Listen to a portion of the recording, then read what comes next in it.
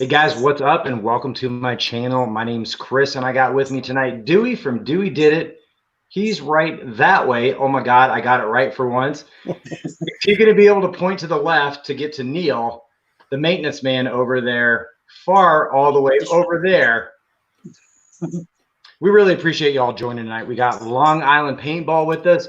I know we missed him last time, but really glad to have you with us. We got Howie Z.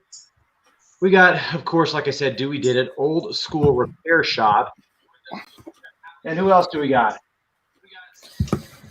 What's up, chat people?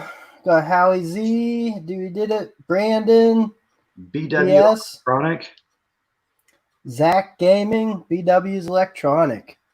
What's going on, everyone? Jim Haynes just joined us here in the East Coast. Me and you both. So let's see. I don't know how you guys have been doing, but I'm just like one of you guys. I don't get free stuff that just shows up before product launches and releases, and I have to go out and I have to brave and check out the stores. I have to talk to people in real life and say, hey, can you get that out of the back for me? It says you got 4 in your store. Go, well, I go, you know what? This is for YouTube. This is for promotion. This is for fun. It helps me. It helps your brand. And, you know, every now and then you find a really cool store manager. So really, really cool props to the South Lincoln Home Depot for helping somebody out when their products are already released and available on the internet. And you can actually order them right now if you wanted to. So that's really cool. And hopefully we can share you guys something that's a little bit different from I'm excited of somebody that, you know, again, has to buy their tools on their own. I know Dewey Did It really likes his cobalt stuff. He's got a lot of that in the back. And Neil, I guess you run a bunch of different things. Yeah, mixed bag. Yeah, you got Ryobi, you got Work Pro, you got Pro Storm or Stormer or whatever that brand is called. Got yep.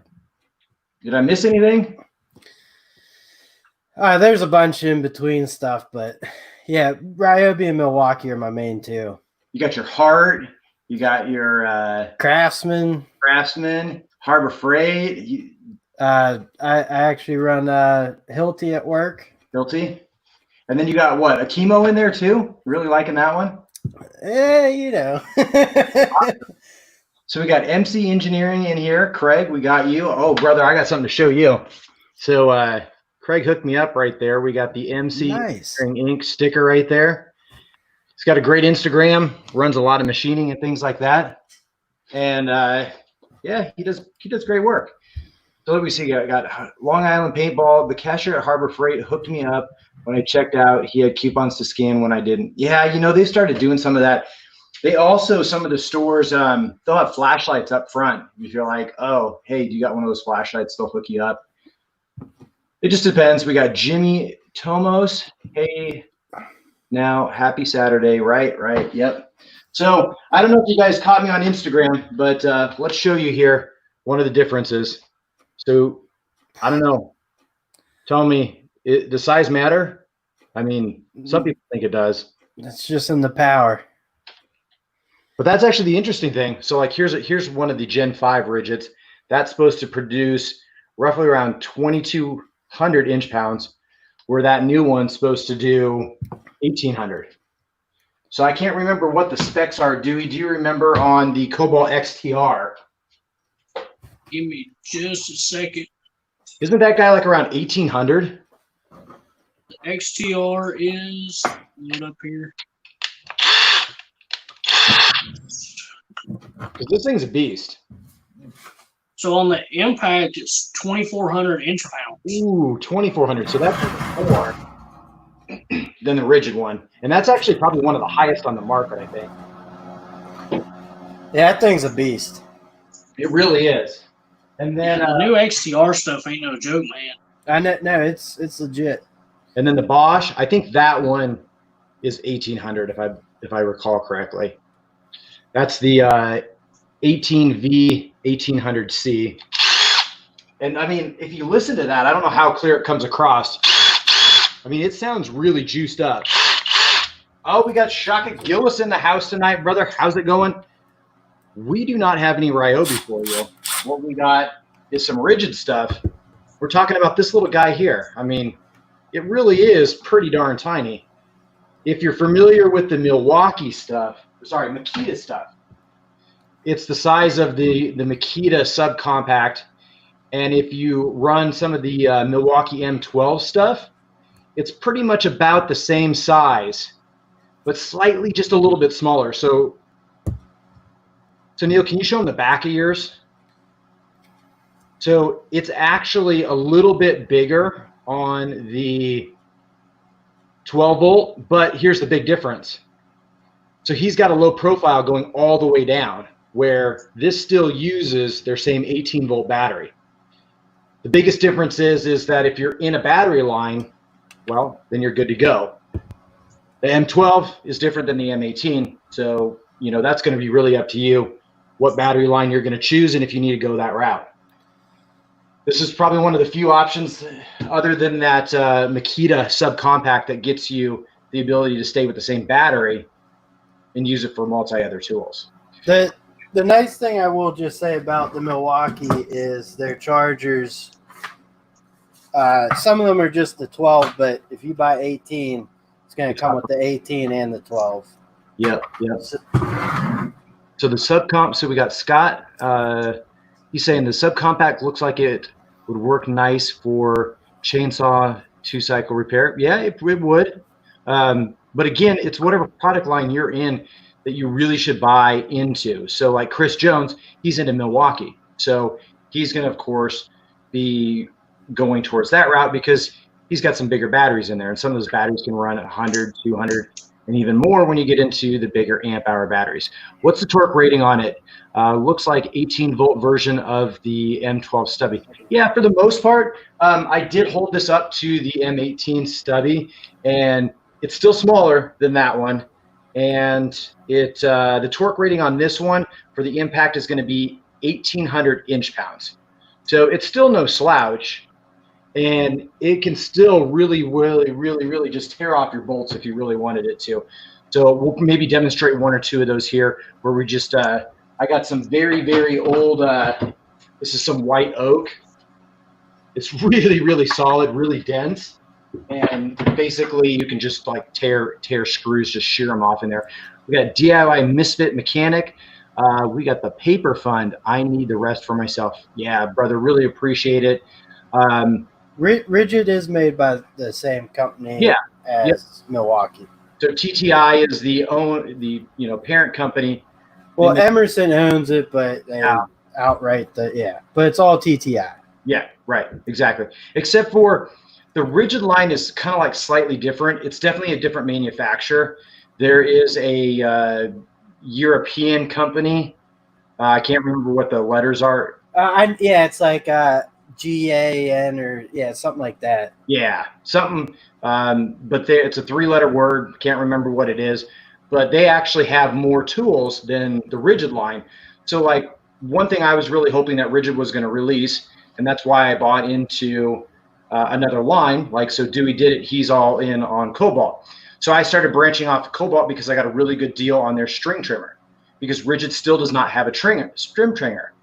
They have their leaf jet blower, and you could say you could use that for yard work, things like that, but they really don't. There we go. We got somebody saying Ridgid in Europe is AEG. Yeah, that's right. AEG, that's it. Yeah. So AEG actually makes a string trimmer, but they haven't badged it in the Ridgid name yet. And so you could spend like $145 and then pay like another 50 or 80 bucks to get it shipped over here. And so you'd be in for a string trimmer that would normally be worth maybe like 100, 120 bucks. It'd be like $250 to get a string trimmer over here, between paying some excise taxes and stuff like that. So I just really couldn't figure out why I'd want to go and get that. So that's why I brought Cobalt into my life, and I've still been liking that a whole lot. We got Housey, Chevron going TTI. Yep, Chevron is giving TTI a run for their money. Brian Mack, yep, he did say the AEG. And AEG is the European and Australian brand.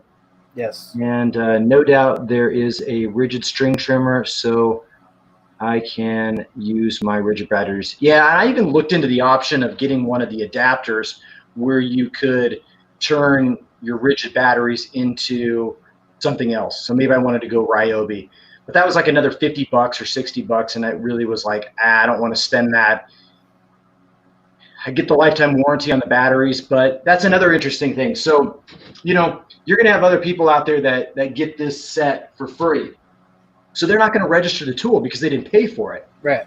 I can tell you straight up right now, if you were to buy this set at Home Depot and to go to their registration page, because I paid for this with my own money, so I'm going to register it for their lifetime service agreement. Right now, it only allows you to register one battery with it.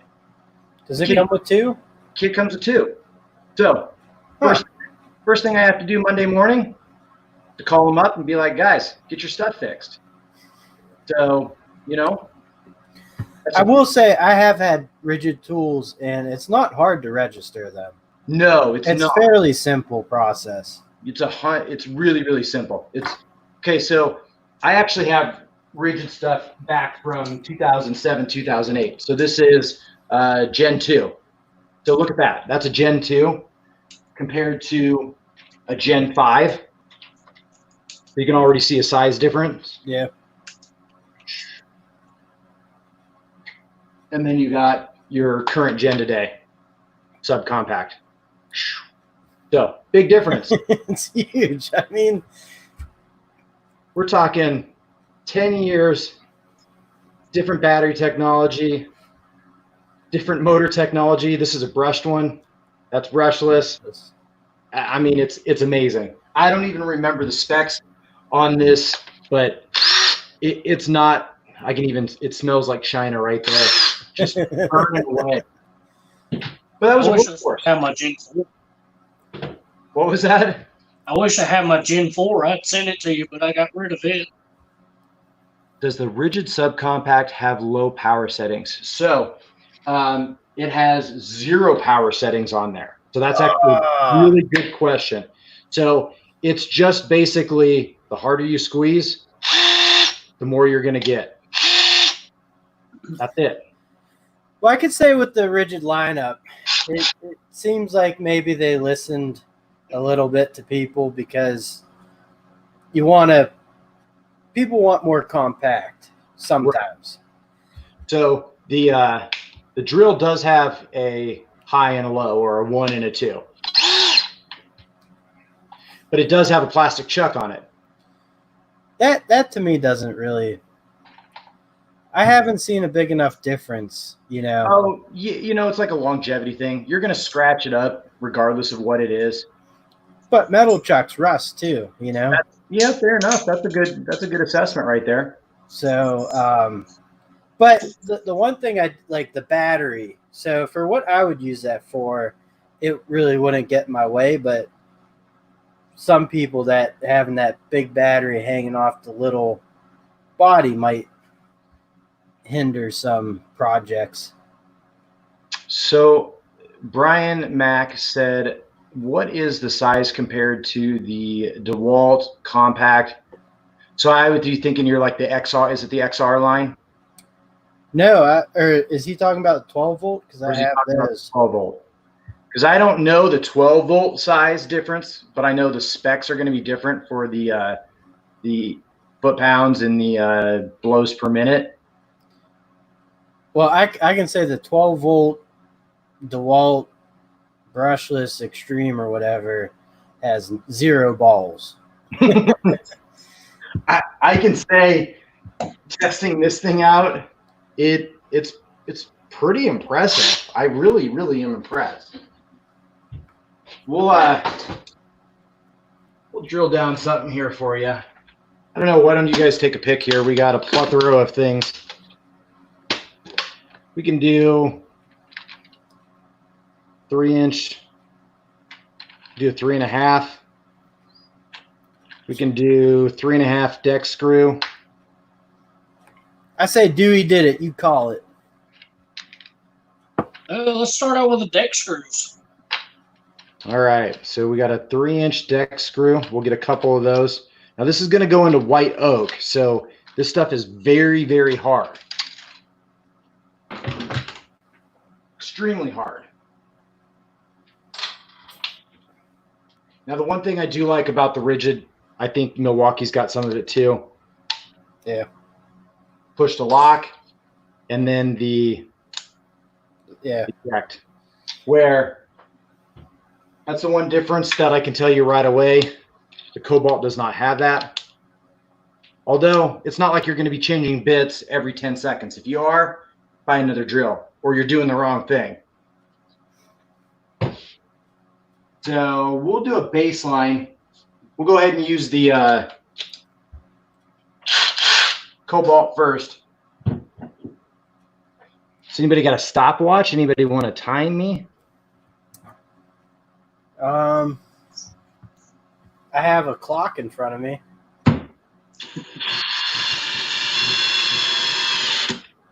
Get that started.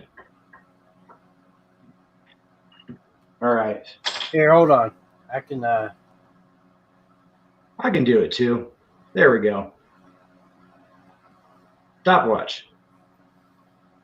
On your marks. Get set. Go.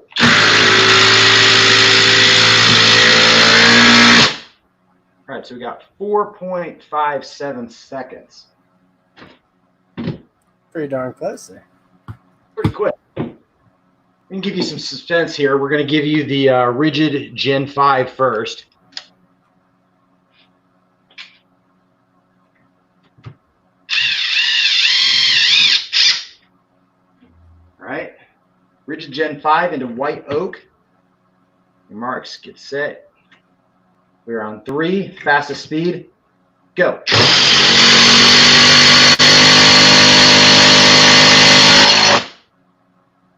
.19. Now we'll move on over to the Ridgid SubCompact.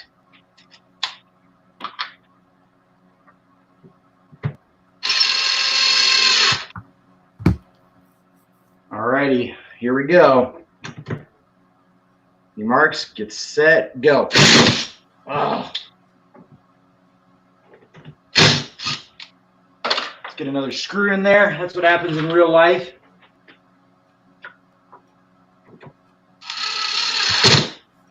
All right, can we not? Ah, we can't see that. Let's move just a little bit. There we go.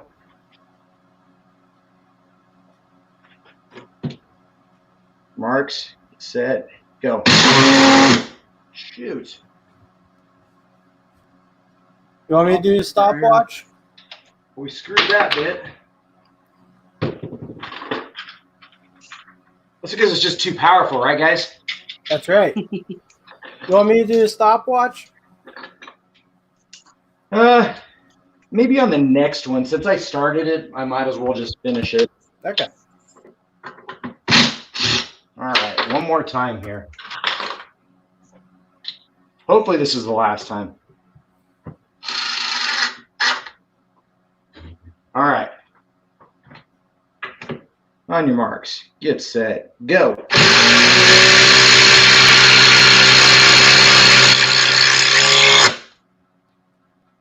Five, 4, 4. So, I mean, it's not how you're going to be doing everything every day.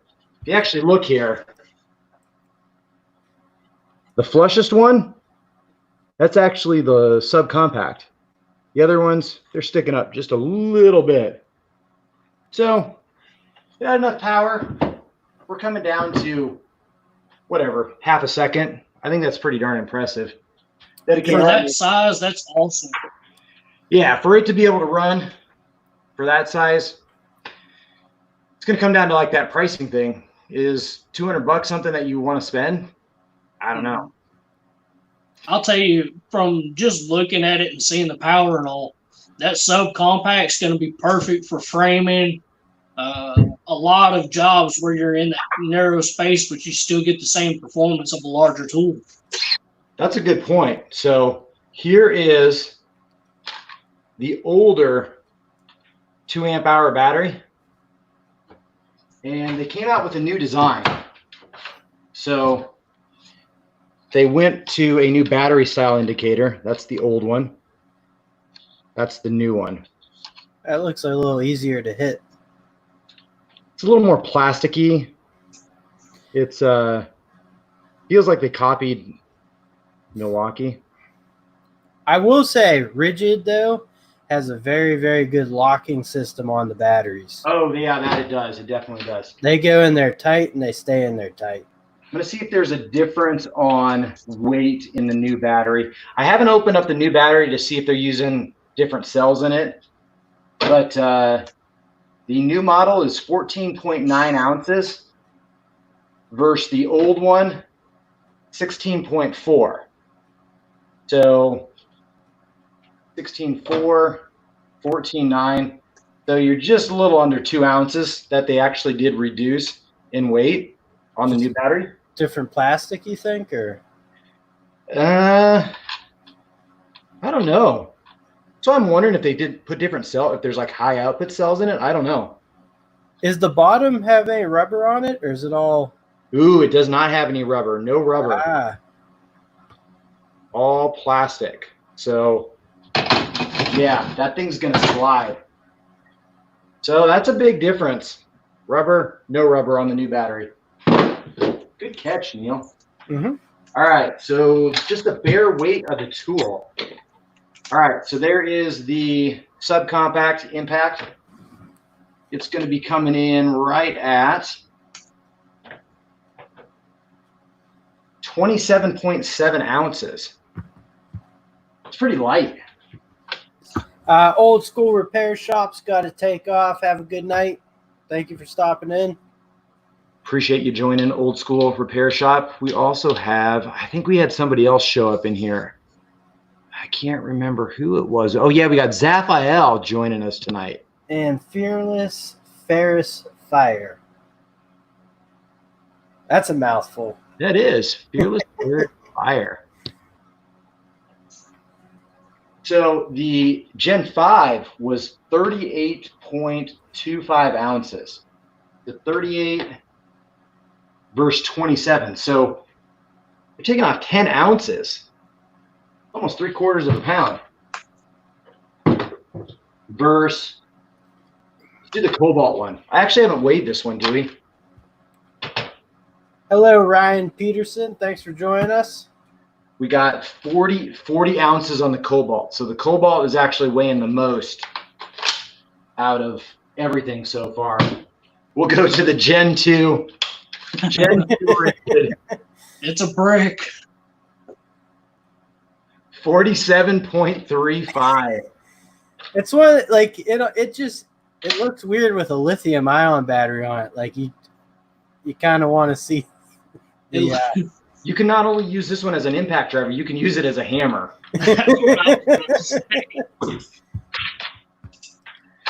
Then we got our Bosch Freak. 41. So that's still pretty heavy too. Oh, better do the Harbor Freight Bauer. Bauer. There we go. Ooh, that one's kind of heavy. 40.8 for the Bauer. So the SubCompact impact is pretty darn light at 27.7 ounces. Could be interesting. That SubCompact with the 4 amp hour rigid battery, 53 ounces, which is really, really close to just the tool weight of the Gen 2.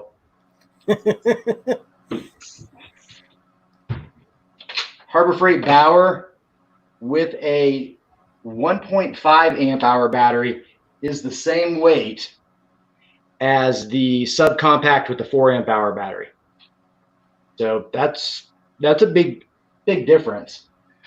The XTR, the 4 amp hour battery,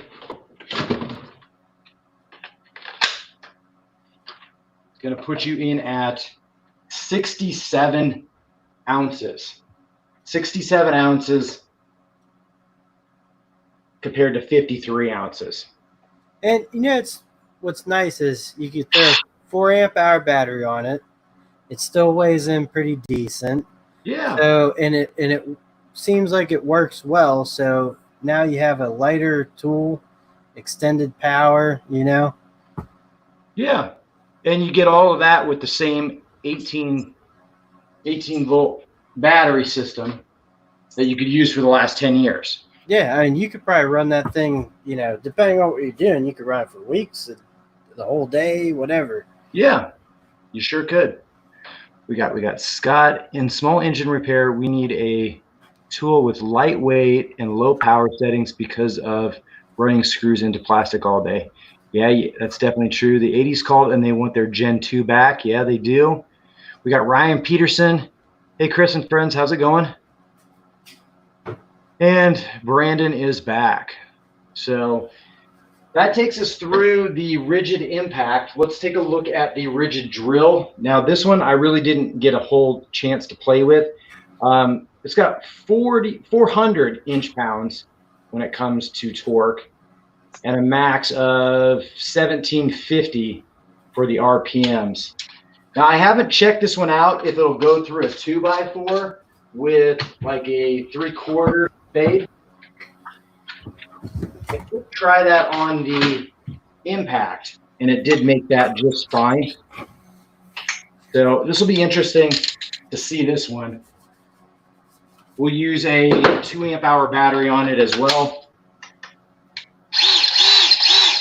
And get a 2x4.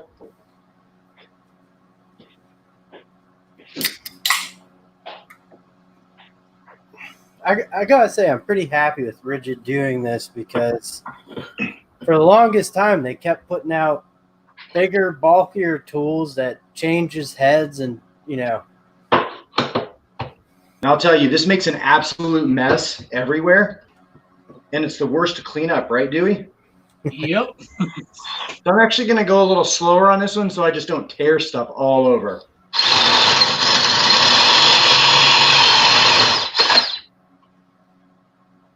And I'm going to go on the other side because I'm going to try not to tear it up too bad. Yeah, so it makes it, I mean, spade or bit, real nice. Clean through there. No problems. And that was actually low. It was on high speed. You could do it on low speed. That's really low.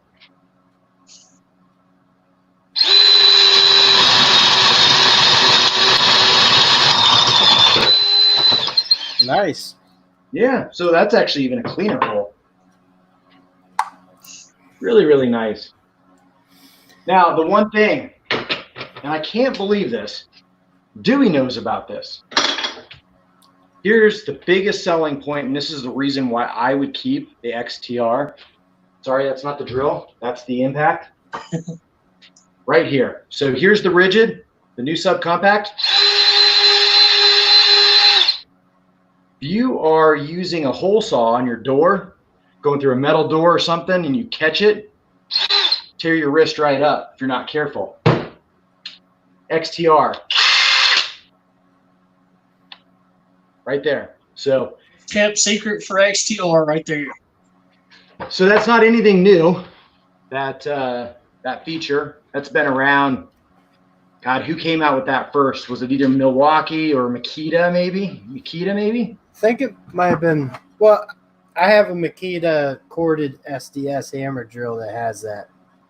Back in like, so if it binds up, it'll stop and smack you in the face. It was like a 2013 or 14 feature, I want to say. Yeah, that's believe it or not.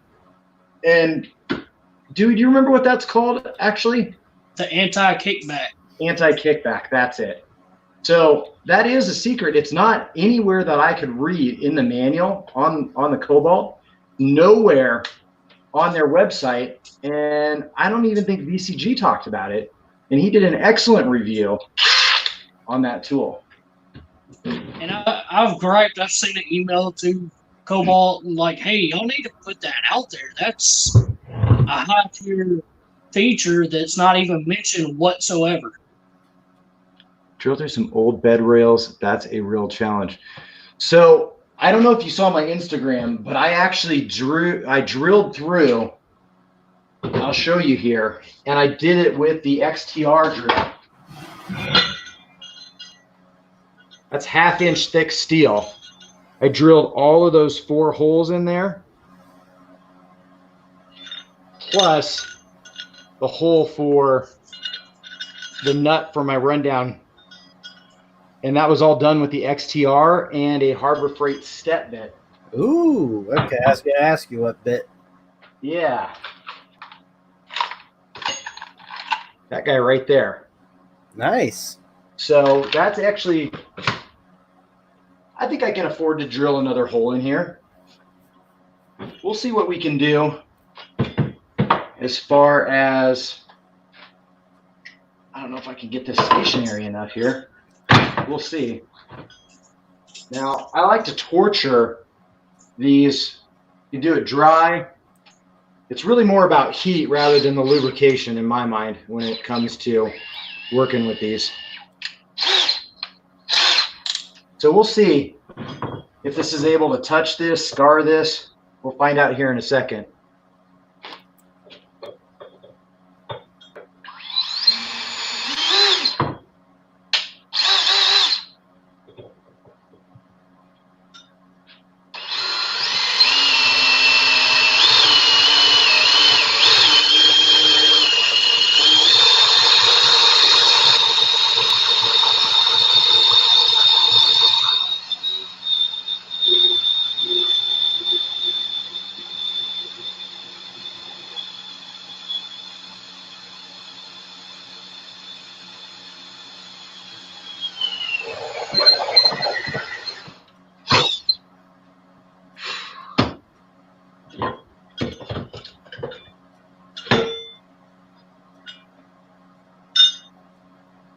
Wow.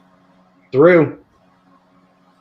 So I wasn't timing it, but if you guys were timing it, I can tell you that the XTR went through in anywhere from around 32 to 45 seconds when I was tearing through that steel.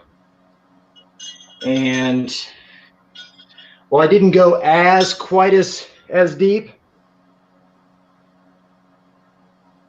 I'm still impressed that Still went all the way through. Yeah. And let's see, do I have my temp gun? Ooh. I don't know if I have my temp gun. Here. Yeah. You are a big help. You know, it's really not that hot. It's actually pretty impressive. And the tip isn't that hot either. That's actually cold. Cold to the touch. So pretty impressed. Which is actually really good because it's really hard to go all one line and say you're going to get everything that you ever wanted in it. I don't think you can. I know some people do, but I think they lie to themselves. I think they try. I think they make up for something, but like I can't get SubCompact and Cobalt. But I really like the Cobalt. Then I hope they get into. I like this Bosch Impact. I really do. I don't know why I like this better. The grip is way more comfortable than the Cobalt, but the Cobalt's more powerful. But I really don't think I need that much power. Honestly, I'm not going to lie. I can probably get everything I need with the Bauer, and I don't even use this one. What really, really made me mad was I used this Gen 5 Ridgid to put together our deck, and we're talking like a 16 by 12. And my wife told me she liked the feel and the look of the Bauer one better than the Ridgid Gen 5. Was she like a couple wine deep or something? No. A couple beers deep? Not at all. She like, I don't know. That the Ridgid Gen 5 is I have one. It's a fantastic. It is. There's something about the that wind up on the start. Like can you see this thing kick? Yeah, the Bauer does sound more ballsy. Yeah, this Bauer is actually, I mean, let's go, so I've knocked Bauer pretty hard. Justin Dow's in the house. What's up, Justin? How's it going, brother? Now, I know Justin, he likes some Ridgid stuff. Heck yeah. And I'm sure, you know what, he actually has, let's see. Neil, do you have the stealth in this? Or did you? I had it, yeah. I want to say that Justin didn't have the stealth, but he had the one Ridgid that had the tri-lights on it. Yes. And I actually like that one better than this. There's something about the light on the bottom that feels cheap to me. There's really no way you could have put lights on the head of this. It's just too compact. But I like that light feature, even though I probably don't ever use it. I'm in a well-lit area, and I don't ever really use it too much.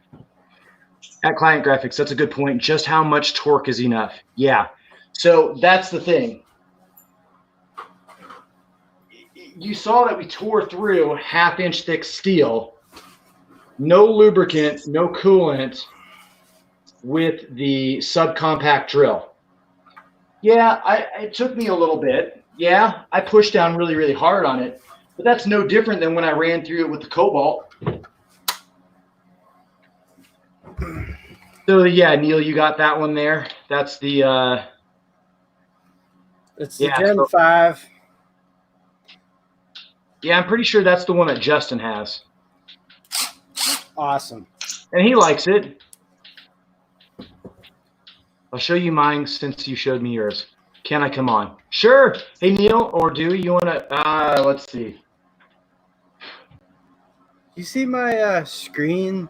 Is it making that color weird? Yeah, it's like you got a cut in the middle of the screen. Yeah. It looks like a Ryobi Ridgid.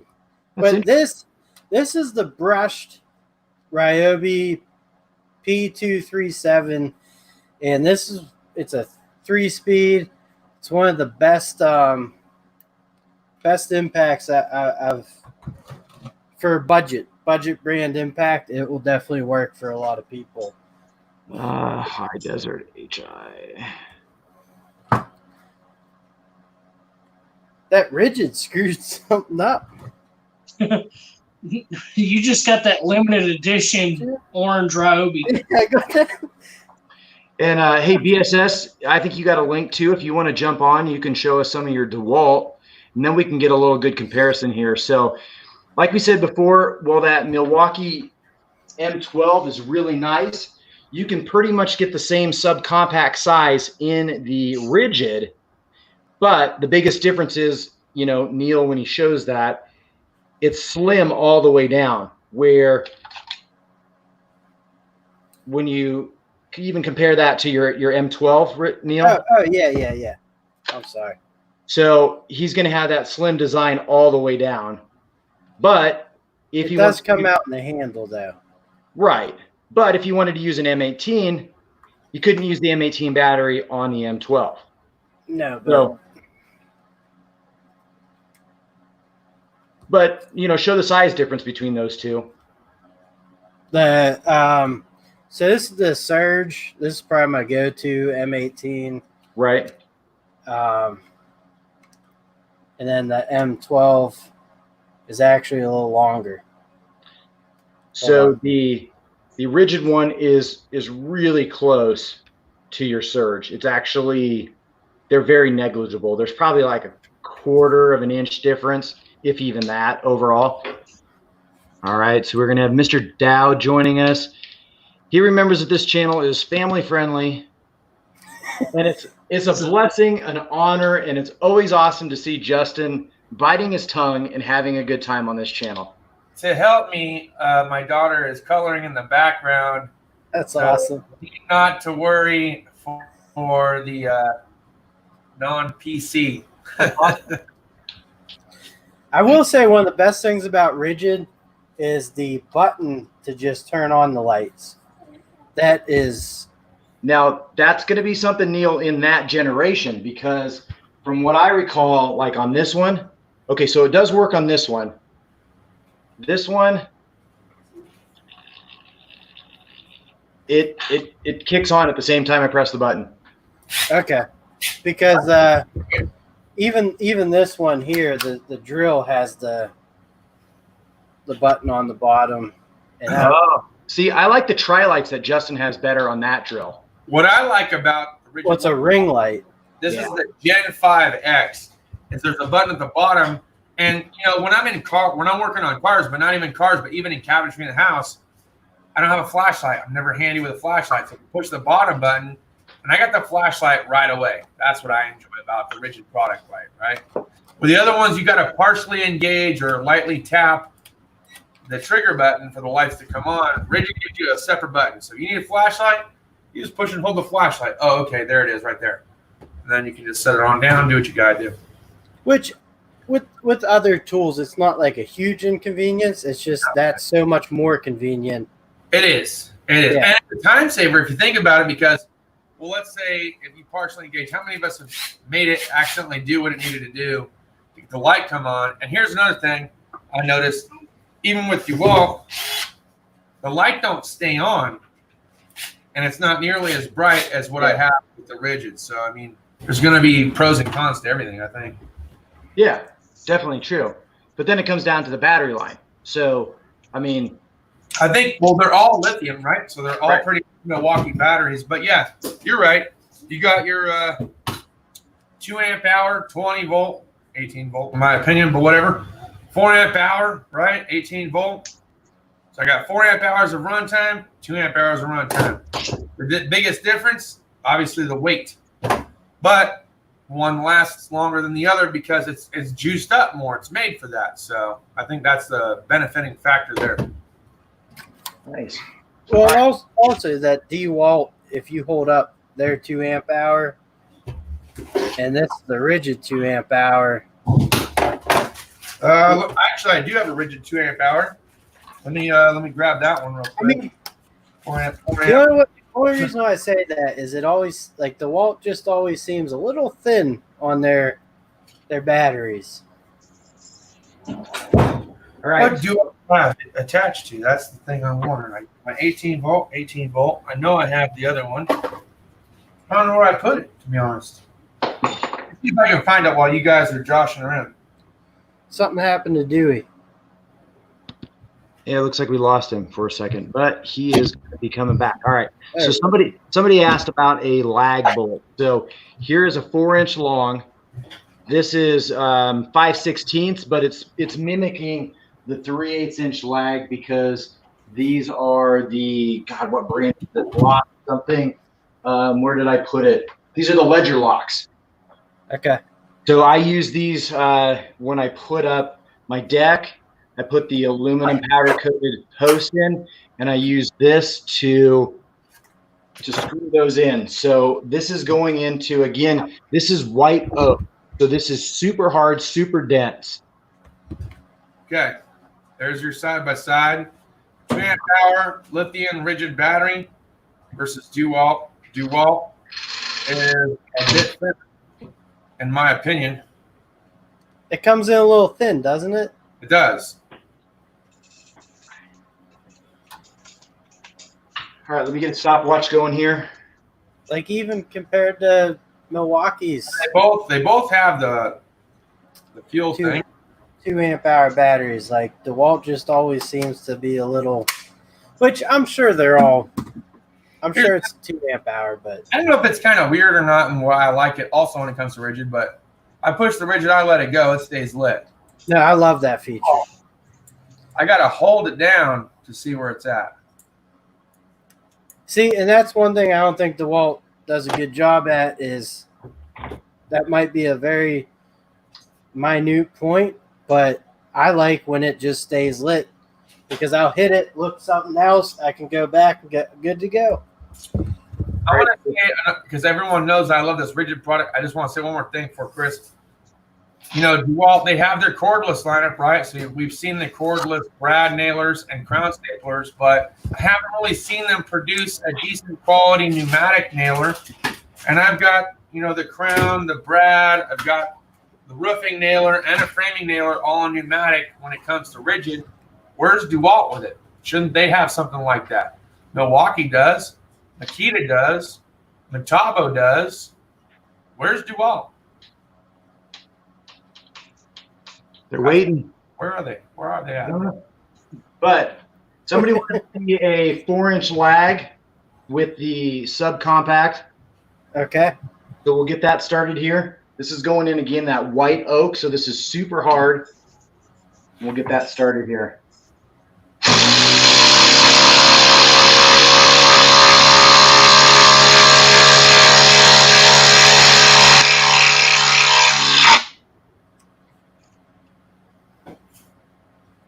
"11 seconds. So one of the things, not only in this white oak to put it down, the other thing is to take it out. This thing will be smoking hot by the time we get it out if we don't twist it off. So we're going to see what happens here.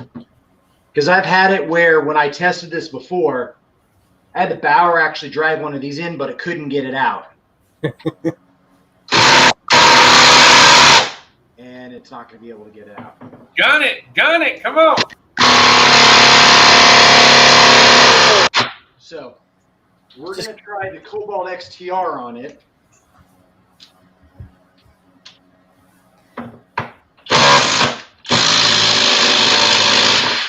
Rip the head off of it. Yep. So that's where that thing is stuck in there when it goes into that white oak. It's like, I don't know, it's worse than concrete. Huh. See, I would have never known that. Yeah. This is so dense, so hard. I thought, if you can drive it in, you should be able to drive it out, right? Yeah. I mean, even with concrete's pretty dense. Yeah, this thing is hosed. Okay, note to self, don't try any of that stuff. All right, so we'll get another one of these, and what was white oak? Yeah, this is white oak. Yeah, I'm gonna steer away from that. That's just gonna chew through chainsaw blades. Oh yeah. This I thought eucalyptus was bad. That seems like some pretty bad stuff too. So I picked this up off of some scrap pallets. Nice. All right, we'll get one more. We'll get the Ridgid Gen 5. This is going to be the 2200 inch-pounds. So a little bit more than the SubCompact. Now, what is different between yours and mine? I have the Gen 5 as well. You said you don't have the lights on yours? Yeah, so it's got the light at the bottom. And why not up? I don't know, because it's the cheaper version. They made like 3 different versions. They made this version, which is the cheapest. They made the tri-lights, and then they made the stealth. So this one, and you can shoot your model number off. This one that I have with the tri-lights is R86035. And this is 3.8. And it says it can do 0 to 1,000 RPM, 0 to 2,000, and then 0 to 3,200 max, because there's 3 different settings. And this one goes to 3,500. So more power, less lighting capability, hopefully. Yeah. You know, it's a little different too about this Ridgid that you have also, Justin, is the head of it. I mean, right now it feels like it's metal. It is metal, but then it has like plastic overmolding, like a hard plastic. Yeah. That goes. It's a different design. Yeah. I feel like that one really copied more of the DeWalt when that one came out. Yes. And this one stayed true to the Ridgid fashion. Well, I like this better. So, just throwing that out there. Cheers. I like tri-beam all day. I like your tri-beam too. I mean, I unfortunately, now that I've used the Harbor Freight one, I can't unuse that, and it's not too bad. So we'll go ahead and do another lag bolt here. This is the Gen 5.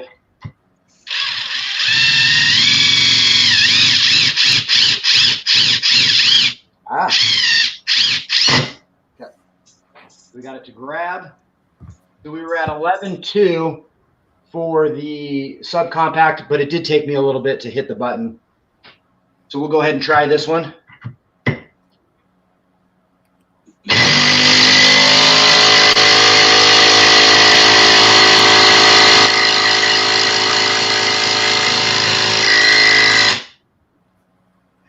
That's really noisy. So we're at just under 10 seconds. So in the comments, Brian Mack says, Howie Z, I have no idea how Stanley Black & Decker hopes to differentiate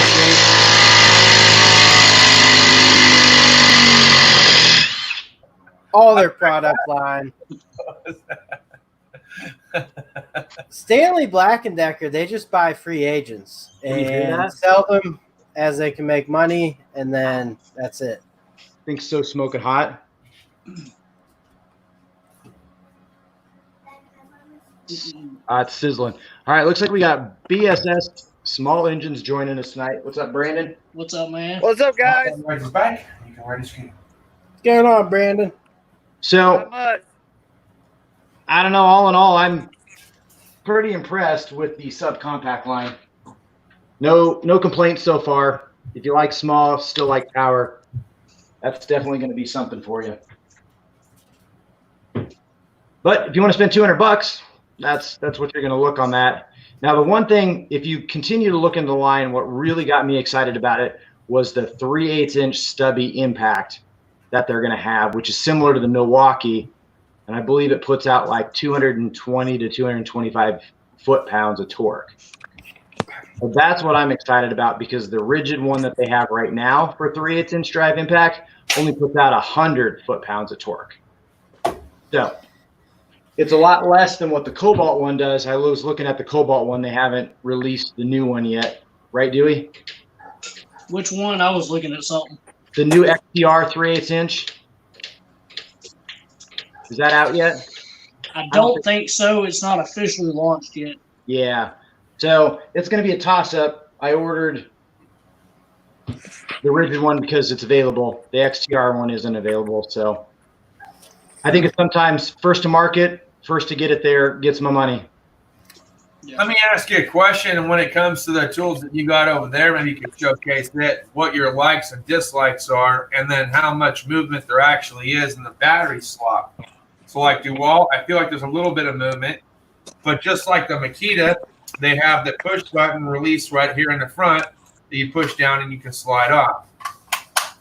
If I'm not mistaken, I think that my Milwaukee one might be similar, but this Ridgid one, it's got the 2 prongs here on the side that you can push in to release the battery.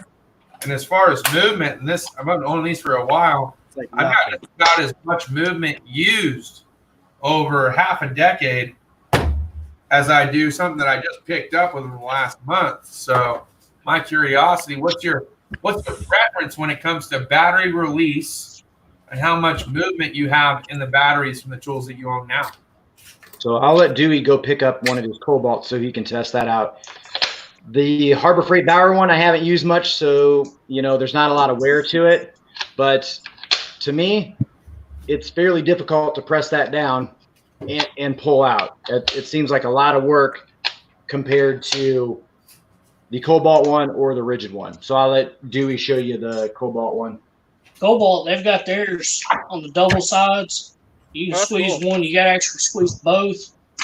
But they actually lock in. There's very little slop in it at all. Yeah, I don't have any slap on mine. Brandon, do you have a DeWalt that you run? Oh, yeah. Show me how much battery slop you have on yours. So here's the Bosch.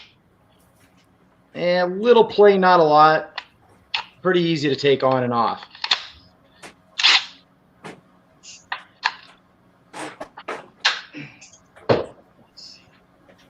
So Ridgid, as I mentioned, had about a half a decade. Not a lot of movement, but I've used the hell out of this for sure. Lots of life behind that. DeWalt, recent pickup, a little bit of movement, different battery. There's a little bit of movement there. And then the Makita, not much movement at all. This is an old school little CXT, and it's in the 12-volt pattern, but there's just not a lot of movement, but still has that forward button and release there. I don't know. It's kind of a toss-up for me. Some days I like the ones on the side, and other days, because I haven't had any issues, nor the wife have had any issues with this front one, that you just push a little button in. And that small little 12-volt battery, let me give it up to Makita for this. we got the 20 volt, right? I get 20 versus apples to oranges, but 12 volt versus 20 volt, smallest battery ever in size, and how much power and how long these batteries last from the Makita is unreal. She'll put this on the thing, use it a few times, and she charges it once every 3 to 4 months. How much she uses it, but she doesn't have to sit there and worry about the battery dying out. Brandon, what you got for us? Now, which Makita one is that? The LXT. It's one of their first versions before they came out with the new one in black. This is their first LXT model in the blue or the turquoise. Very nice. So Brandon's got the DeWalt down there. He uses that thing like literally all the time, every day. Yep. As y'all can tell, look how dirty and stuff it is. And how do you like the battery removal system on that? Does it have a little bit of play? You know, it's a little loose, but it's not that bad, and pretty simple to slide out and slide back in, so can't complain. Any issues with it, like flashing the light of death like Milwaukee has been, in which we've been trying to figure out why?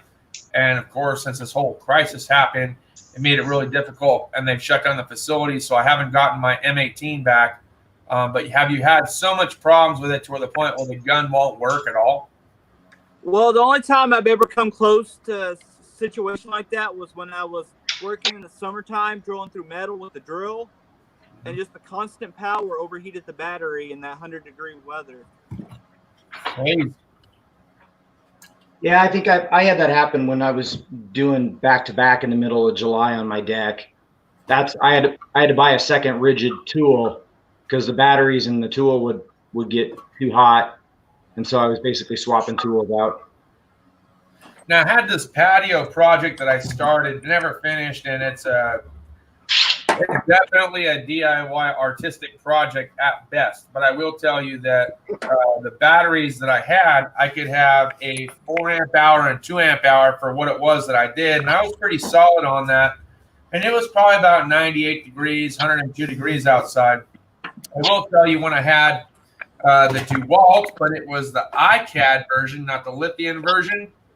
Those things wouldn't last but 10 to 15 minutes a pop, whether it was 75 degrees or 90 degrees. They always would just burn out. In fact, one time I had the battery actually melt to the flashlight, and I had to take it to Home Depot to have them figure it out, so that way I didn't infringe on my warranty agreement. Hilarious. Hilarious. So warranty agreements, I'll tell you. So the actual battery swap on the SubCompact is actually quite minimal. There's a little bit more than I was expecting. It's probably 2 millimeters. But that's way better than the first generation lithium batteries.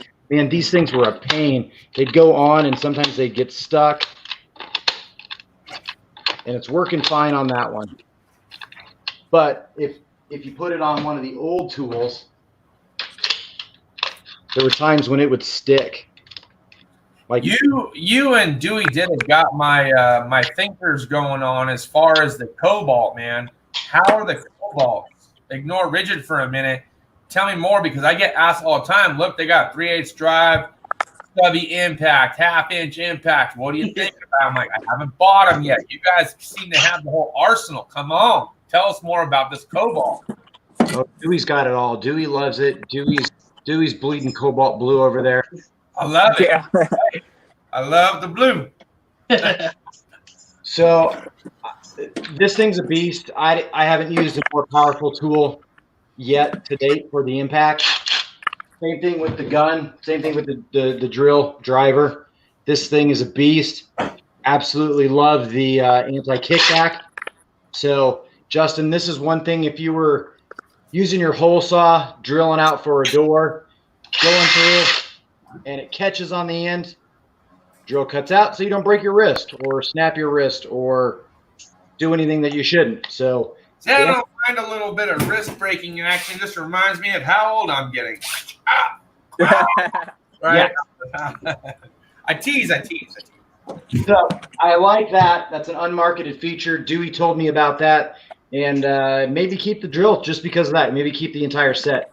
They got a fantastic light. Really like the light. And Duey, he has like 2 of everything practically. Now, where is Cobalt, again, on not just the cordless nailer spectrum, but where are they with the pneumatic? I mean, you figure Lowe's would have a little bit more support when it came to the pneumatics. I'm not seeing a lot from them. So, and I wanted to, earlier when you was talking about pneumatics, you mentioned DeWalt not having nailers, right? Well, yeah, I hadn't seen very many pneumatic nailers from them. Cordless, yeah, but not pneumatic. Okay. Pneumatic wise, I think a lot of pneumatic stuff's really starting to dwindle down, and everybody's wanting a battery powered setup. But I know I think it was Stafta, they introduced some new 20-volt stuff that was pretty sweet, and Cobalt yet has to officially give any word on a nailer set. Cobalt used to have a floor nailer and a few others. I've got pictures of their old Cobalt nailers that were pneumatic, but I'm wanting them to come out with a battery set. Now, this is what I will say about another thing of why I prefer pneumatic when it comes to nailer over cordless. It's not that I'm not against it, because clearly you don't want to be dragging hose through customers' floors and houses and things like that. And there's a time and a place for some finished nailers and things like that. But if you get yourself a framing nailer that's cordless, I kind of almost chuckle a little bit for a couple reasons. Because I think it's a little bit impractical. Let me tell you why. I think it's a little bit impractical because you take this brad nailer that I got here, this crown stapler, I'm sorry, from Ridgid. It's pneumatic, right? It is half the weight that this Ridgid hex driver impact is with the battery.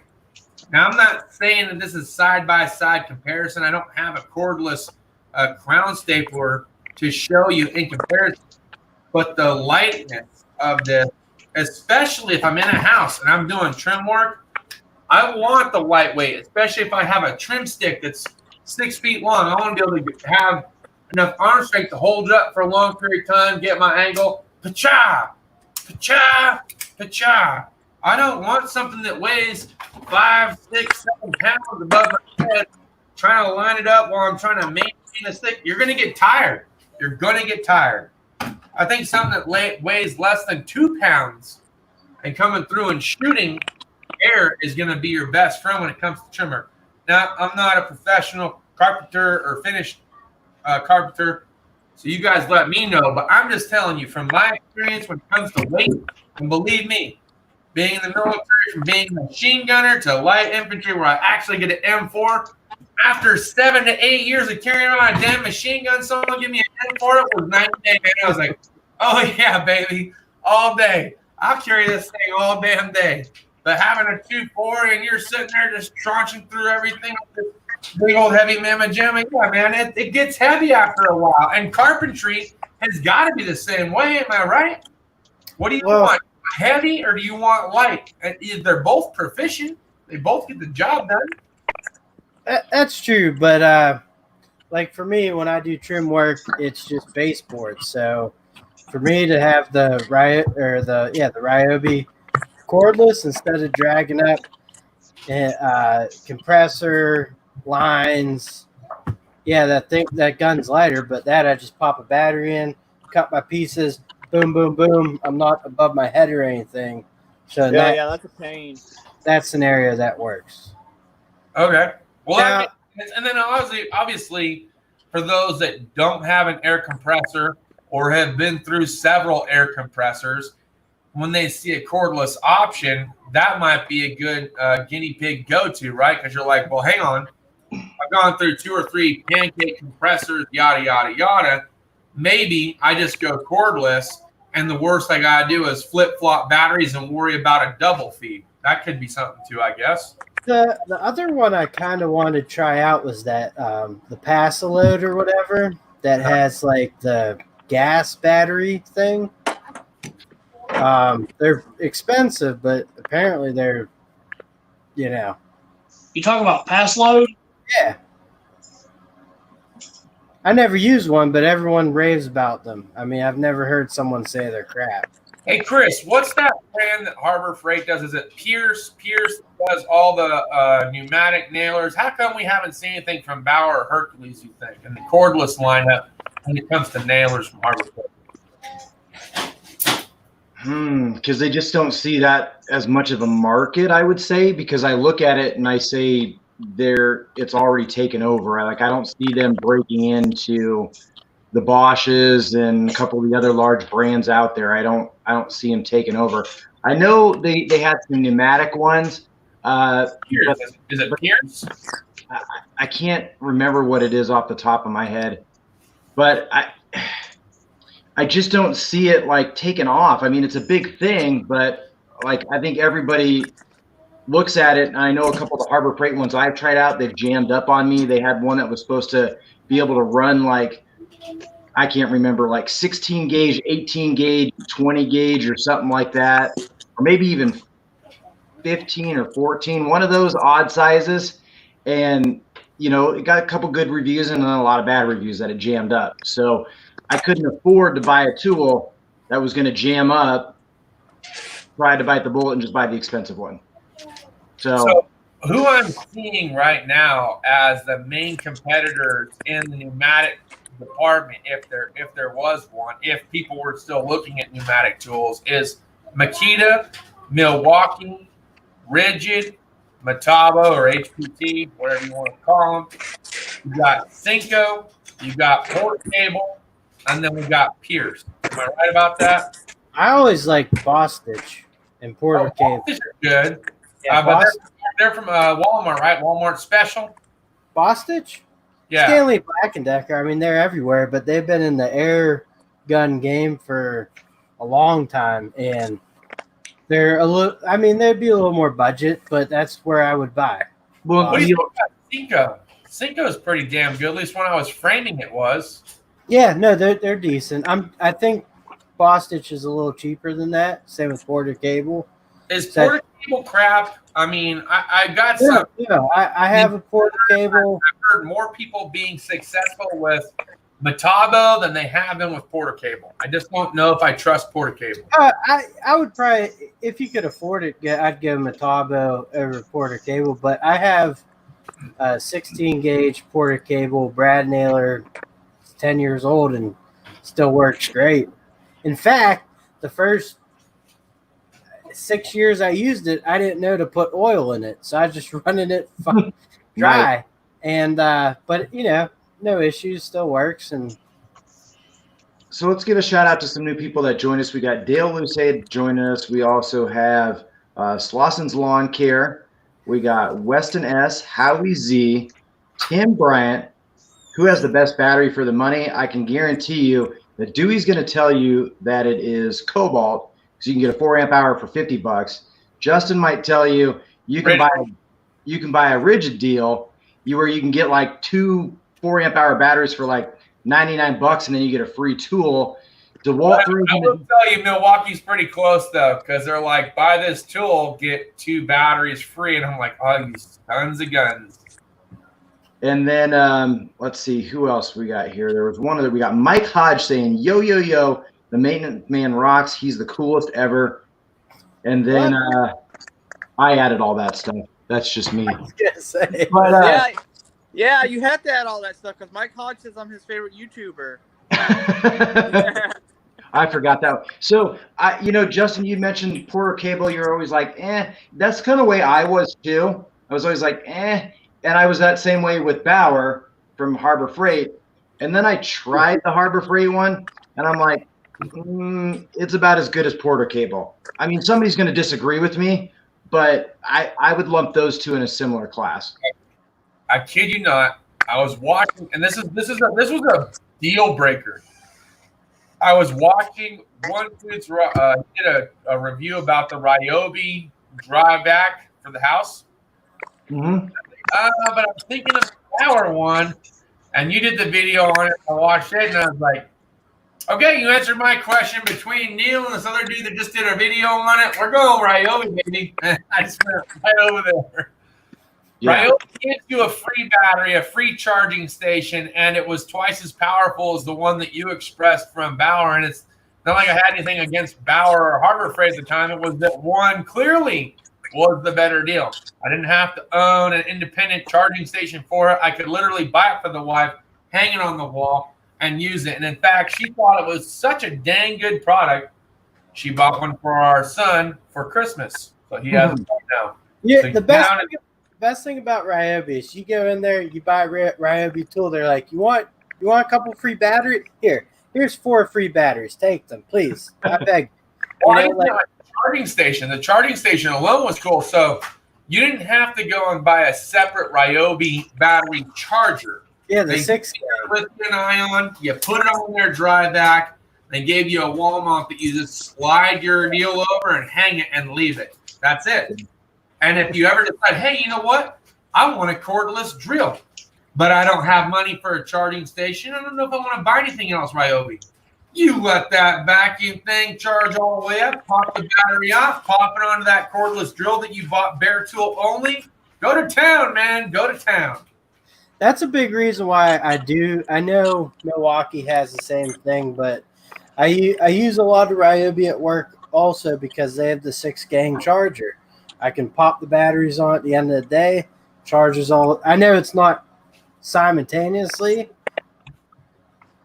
or all at once, but it charges them quick. Okay, serious question. And then I swear I'll stop talking for a little bit, but serious question. I am thinking about getting or upgrading my air compressor. I'm waiting for my taxes to come in. That's the one thing that I definitely want to upgrade is my air compressor. I'm leaning on a 60-gallon, but I'm torn between DeWalt, Cobalt, Ingersoll Rand, and Husky. Please help brother out. Give me your feedback. All right. Here's my 2 cents of Lowe's shopping period. The Cobalt stuff and Dental Tools has went over comparing Cobalt versus Harbor Freight's one. Me personally, to me, the Cobalt's the best bang for the buck. They got a killer look. The gauge setup's awesome. 2 ports, but make sure you use the Lowe's coupons and just Google Lowe's 20 off of 100. And they have those for the big compressors. Yeah, you can just use the coupon on your order, period, as long as it's full price. I'll be honest. This is what's left of my Husky. I don't know much about air compressors, but Duey is not the first person that I've heard, rave about the Cobalt compressors. Bang for the buck, guys. So I've had a Coleman just like BSS has over there. His finally died. Mine, it's really noisy. It still works. I was shopping around because I wanted a different one that was a lot quieter. And so I started looking at the Harbor Freight ones, and everyone that I compared is quieter than what I have from 10, 15 years ago. But then the biggest difference was I can't remember what their Fortress line at Harbor Freight is. It's still noisier than the Cobalt one. McGraw. I didn't compare the McGraw one because the problem is that Harbor Freight has them all mounted and zip tied down, and they won't bring over an extension cord and they won't plug it in. And so I couldn't hear how loud the McGraw was. The only one I could hear was the Fortress one. I did throw the Cobalt super quiet or something like that with the 2-piston pump. And that one was hands down the quietest. If you're going quiet, go the Cobalt. I know that the guy that worked on the Fortress line at Harbor Freight, he came over from DeWalt and worked on the DeWalt air compressor line. So everything that was wrong or not so perfect with the DeWalt got upgraded on the Fortress model. So where the drain plug was, things like that, those are all going to be fixed on the Fortress one. But I'm not going to get a new compressor. It's going to be an upright one, and it probably won't be bigger than a 20-gallon. And I'm still going to run it off of 110, 120. Do you think because that's what I got. the Chicago, they're getting rid of the Chicago Electric. Do you think it'd be wise to scoop it up before it's gone, or just Central Pneumatic and find a better product like Cobalt?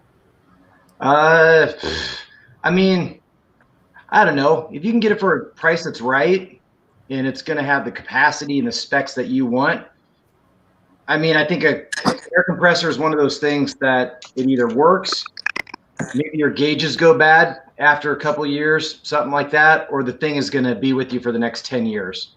So between the chats and you guys, I'm hearing Cobalt for the win for sure. But what about DeWalt or Ingersoll Rand? Any thoughts on either one of those? They're both good. You know what? I worked in a diesel shop that had one of those, and they're good. It seemed like a really good compressor. It never had any problems. Which one? The Ingersoll. I mean, Ingersoll is a pretty, industrial type brand, right? Yeah. What air tool are you really going to be running off it? Are you going to try to do a die grinder? Are you going to try to do a DA sander? Or are you just going to be doing your nailing and a couple other things? No. The thing is that every time I went to use a die grinder or a 3/8 or 1/2 inch impact with the 22-gallon GM special that I have back here, well, the wife and kids accidentally broke the exhaust off and also accidentally broke off the oil fill neck part. I was like, okay, when this thing finally craps the money bed, I'm going to upgrade. So I'm already considering it. But what I would like to do is be able to operate a die grinder for a lot longer than maybe 10 to 20 seconds before the air compressor kicks on. I would like to operate a 3/8 drive pneumatic impact or 1/2 inch impact where it doesn't completely leave me disappointed, because I've used the one at work. I got this huge system at work, big old tank, and I can, and it does what it needs to do. I get home, I got this, it says it can do 3/8 and 1/2 inch, and I get out and it goes, it doesn't do nothing. And I'm like, okay, I need a bigger tank. Those you got to almost bump up to a dual stage where you're. That's what I was thinking. Dual stage compressor, big old tall boy, 240, 60+ gallon. But which one do I do? Where do I save my money here? Which one do I go with? And they're really not that expensive if you think about it. I wanted to buy one when I had the money, but my barn is bad electric. That's why I had to switch to this cheap little 17-gallon one. My 5 horsepower motor on this big one right here, the electric in here wouldn't run it. So what are your thoughts on going electric, where Milwaukee's got their die grinder? You could run that. Well, then you just kind of run up the costs. And battery. Yeah, you spend what, $250. Let's say $250 for a battery charger die grinder from Milwaukee. You spend another $500. You have a big beefy air compressor you can use for paint jobs. You can use for die grinding. You can use it. I mean, you can do whatever, and you don't have to pay for batteries. Air just hammer. the bare tool. When they say bare tool, when it comes to pneumatic, here's the bare tool. Yeah. If you buy bare tool, that's all you get. Yeah. Now you got to spend $200 to $300 on batteries and a charging station. Howie Z in the chat said Sailor Beal. I guess they're a brand of air compressor made in the USA. I think he said Michigan. I don't think I heard of them. Is California Air, Dale mentioned, is that the brand that literally runs YouTube ads on everybody that does an air compressor review? It's hilarious. But I want to check them out. I mean, they got some sweet ads. Yeah.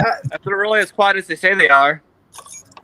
I'm not a mechanic, but I even still use air tools from time to time, like trimmers, like you said, man, like just different nailers and stuff.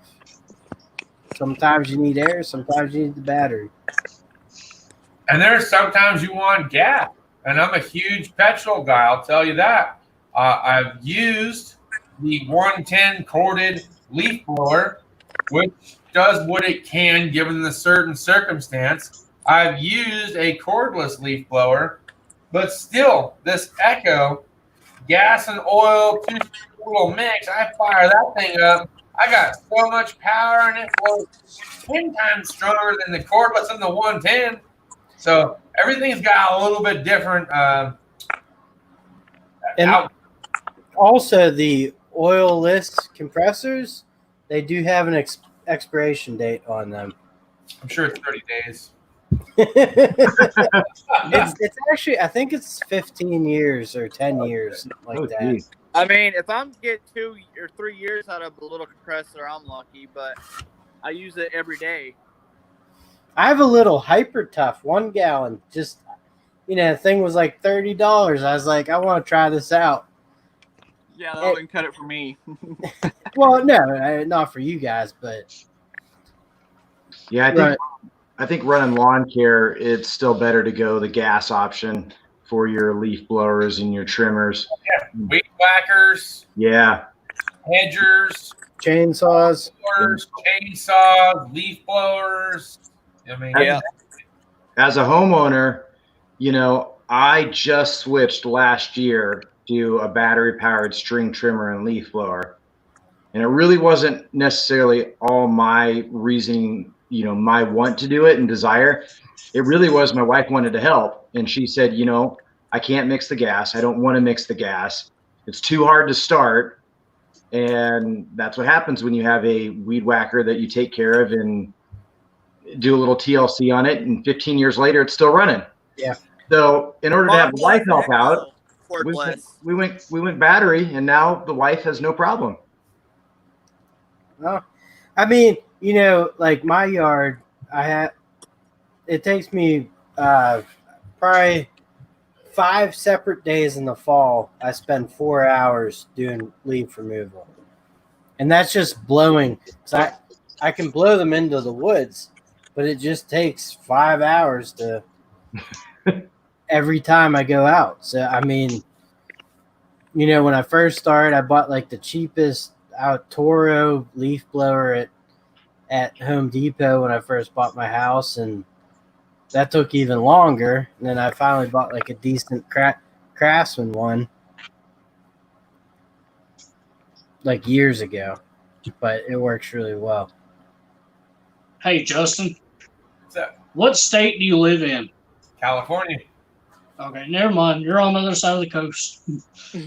I was gonna say I know a guy that's got a Cobalt compressor, brand new. It's 60 gallon for like $250. $250. Brand new. Where are you at? He's but that's the other side. Ship it. Free shipping. Only if I get some barbecue out of this deal somehow. Yeah. How was your barbecue today? That was great. That was great. I love those guys. They are of the same mentality that I am, and I will not raise any kind of political debate during tonight's live stream. I will just tell you that I feel a lot differently than most people. They feel the exact same way as I do, and we had a big crowd, and everyone had a great time. I'll just say that. That's awesome. That's all you can ask for. That's all you can ask for. I'm pretty sure Chris Bryant wants us to keep politics off here. What are politics? I don't even know what those are. I don't know. Politics, why don't they're just feelings you carry deep down inside. You just know how YouTube gets a little oversensitive about certain things that are currently transpiring, so I'm leaving it alone. Yeah, if you want to talk to me about it, I have a mouthful. I did a live stream earlier, and I got all that off my chest, so I'm good too. I mean, we could talk about religion too while we're at it. I mean, those go hand in hand, don't they? Oh yeah. Just not really a religious person, but to each their own. Yeah. Well, I mean, I will say, as a person that's not religious, I really feel really bad for the guy that was arrested in New Jersey for going to a synagogue to try to pray. And they were going to release a mass serial killer in Washington because he had the thing that's going around. I thought that was a little bit. Wait, why would they release a mass serial killer? Way of thinking, very fast, backwards way of thinking. Let's see. We got Brian Mack saying, the maintenance man, what is your opinion on Work Pro versus Harbor Freight Pittsburgh Pro versus Husky versus SK versus Snap-on? Where do you... All right, Brian Mack, I can tell you right now, Work Pro and Husky, for some of their products, they do share the same, what do you call that, manufacturer.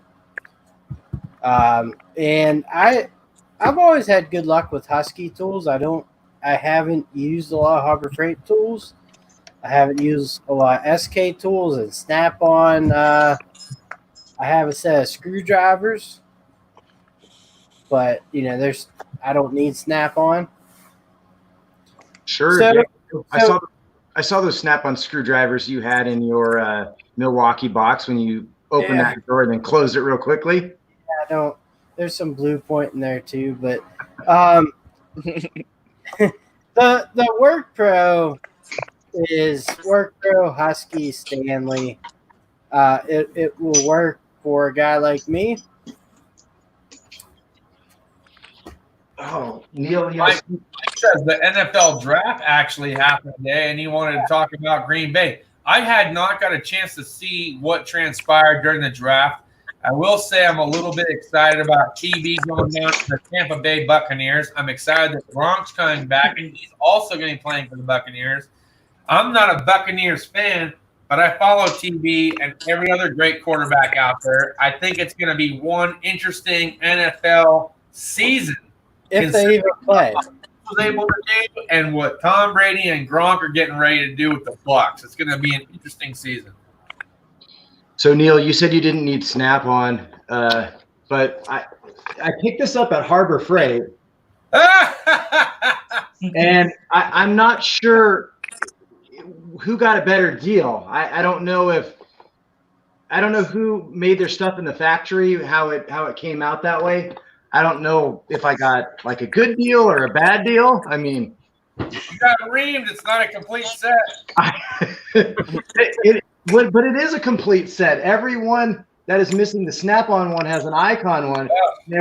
Everyone that's missing an icon has a Snap-on. That would kill my OCD. Yeah, pretty much.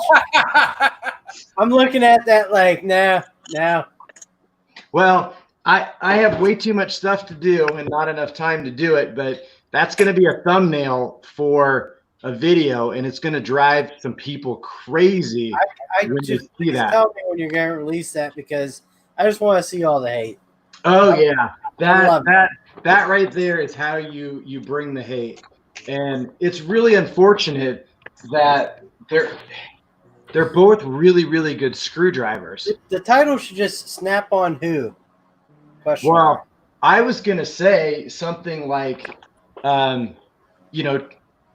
because the Snap-on ones are the Instinct, and when Snap-on did their marketing for that, they had this big thing like, trust your instinct. You will know what's right when you use the screwdriver. And so it was going to be like, I mean, I don't remember what I was going to do. So this is one of those things where you shouldn't have showed us and then just a video. And you're like, I went to Harbor Freight and picked up the icon set and just took a picture of the screwdrivers as they were. And then when you got home, you open it up and then, oh, crap, they gave me half Snap-on and half icon. That would have been hilarious. I take this away from a guy that I watch. It's Vroom Vroom Dana and Joey Mac 420. They do motorcycle vlogs, and they're on dirt bikes. And I'm like, I found $1,000 in the middle of nowhere. And they'll be riding around in like 15 minutes of them and just blasting around. And next thing you know, they get out to some old rust bucket car. They open it up, and they find this old briefcase. They open it up, and there's all this money, right? Well, I found out what they were doing, and they get millions of views. It's absolutely hilarious what they do. But you can actually go on to eBay, and you can buy $1 million in fake money for $300. And just literally, like, I've seen guys hand over fist burn it, flip it, throw it in the air, go out to the general public and toss it, and it's all just fake. And it's just like, really? Who comes up with this crap, you know? But it sells, and that $300 they spent, they made in one day. So somebody had asked how much the screwdrivers are. So funny enough, if you wanted to buy the complete 8-piece set of Snap-on screwdrivers, $182.50. If you want to buy the Icon screwdrivers, it's going to be $49.99. So just the 3 Snap-on screwdrivers that are in there ran me about $62. So take it for what it's worth. They're both decent screwdrivers. You just have to understand what you're getting into. They're both machined very nicely. Snap-on's USA made. The Icon ones are not. The grips are really close. The Icon ones are probably the closest grips I've ever seen to the Snap-on grips. So if you don't like the Snap-on grips, you will not like the Icon grips. The Snap-on has an extra little indentation or groove in the handle where the Icon does not. The Icon has grip where the Snap-on one, the plastic's flush and smooth. So I would disagree with that, but that's okay. I mean, to each their own. I was going to say, I've had the Snap-on green ones that you have, and they are very much triangular shape and very squared, and it is not a comfortable grip to me. I find that the whip ones, the gear wrench ones are probably the most comfortable, but the Icon ones are much more comfortable than the Snap-on ones because they're not as triangular shaped. They're not. That is true. And it's probably the closest one. And it is pretty close, though. Yeah. And screwdrivers are one of those personal things. It is. Where you have to feel it. You have to touch it. You have to hold it. You almost have to use it before you're like, yeah, I like this. If you don't, nobody wants to spend $182 on screwdrivers that they hate. No, I mean, that's why I bought Snap-on screwdrivers, just to be like, they're not worth the money. Keeping it as PC as I can, it is the distinctive difference between using your right hand or your left hand. There is a difference. So, I will say, guys, yeah. I'm gonna go. I'm gonna lock up the shop, and I'll rejoin when I get to the studio. All right, sounds good, Brandon. All right, brother. Yeah, let's see. We had Long Island Paintball. He said he's seen the Icon tool hutch setup. It was impressive. Metal was thick compared to the U.S. General. Yep, I agree with you. I don't have $5,000 to spend on a toolbox. I don't either. And then let's see, what else did we have in there? He might not have $5,000, but he got a $1,200 stimulus check, and he's got credit that he can go ahead and use. Yeah, that's true. Pulling the heartstrings. Just kidding. Buy what you want. Save your money, okay? Husky is a great option. So is Milwaukee. So is Costco. Just has their can't remember what the Costco brand is. So it's Torn, but it's rebranded. I just went to Costco today. It is the CSPS 42-inch 14-drawer rolling tool chest, which looks very close to the Husky, $600. Dewey, what's your favorite Cobalt, man? You are a Cobalt guy. Tell us about the Cobalt screwdrivers. We're talking about Icon Snap-on. Like, bro, no. You guys don't understand. Cobalt screwdrivers for the win. Tell us. See, that's a round grip. I can dig that. Do you like it? I actually do. I've got 2 sets of these. Okay. I've got one that stays in my truck that I use for maintenance work, and then I've got this set that I keep in here for when I'm doing stuff in the garage. How are the tips on the Phillips? When you go to bite into something that feels like it's a little tight, does it round easily? Does it Yeah, does the number 1 hold up? Tim Bryant, well, he's looking for his stuff. I can tell you a lot of the Taiwan-made Cobalt stuff is pretty decent. I would purchase some of the Cobalt stuff before I would over the Chinese Craftsman stuff. When I did the ratchet torture testing, the Cobalt was beating the Craftsman, Stanley Black & Decker and Chinese-made Craftsman, hands down. So, Dewey, what were you... Is that the magnetic tip? No, it is not. Really? That's just like the fitment of these. Okay. Hell yeah. And the grip, solid, comfortable, nice round. Yeah, I mean, I don't know if you can get a good shot at it. Yeah, it's like a harder plastic, but and the rubber, how's the rubber feel? It's pretty good. It's got enough grip, because like the black area is your rubbery grip, and then the blue still is, but it's kind of hard. What about for my OCD guys that want to clean the grease off the blue? Fairly easy to do, and what do you use? I've got Amsoil. Got Dick Skinner Shop Snap-on tools in the house. What's shaking, brother? We got Walker Sullivan, Scott, and also, again, Tim Bryant. Amsoil, Miracle Wash, and then I've got degreaser that works even better. Chris, I see a motorcycle jacket hanging up behind you. You ride or what? Yeah, I used to. Where's your bike? Where's my bike? 5 kids instead.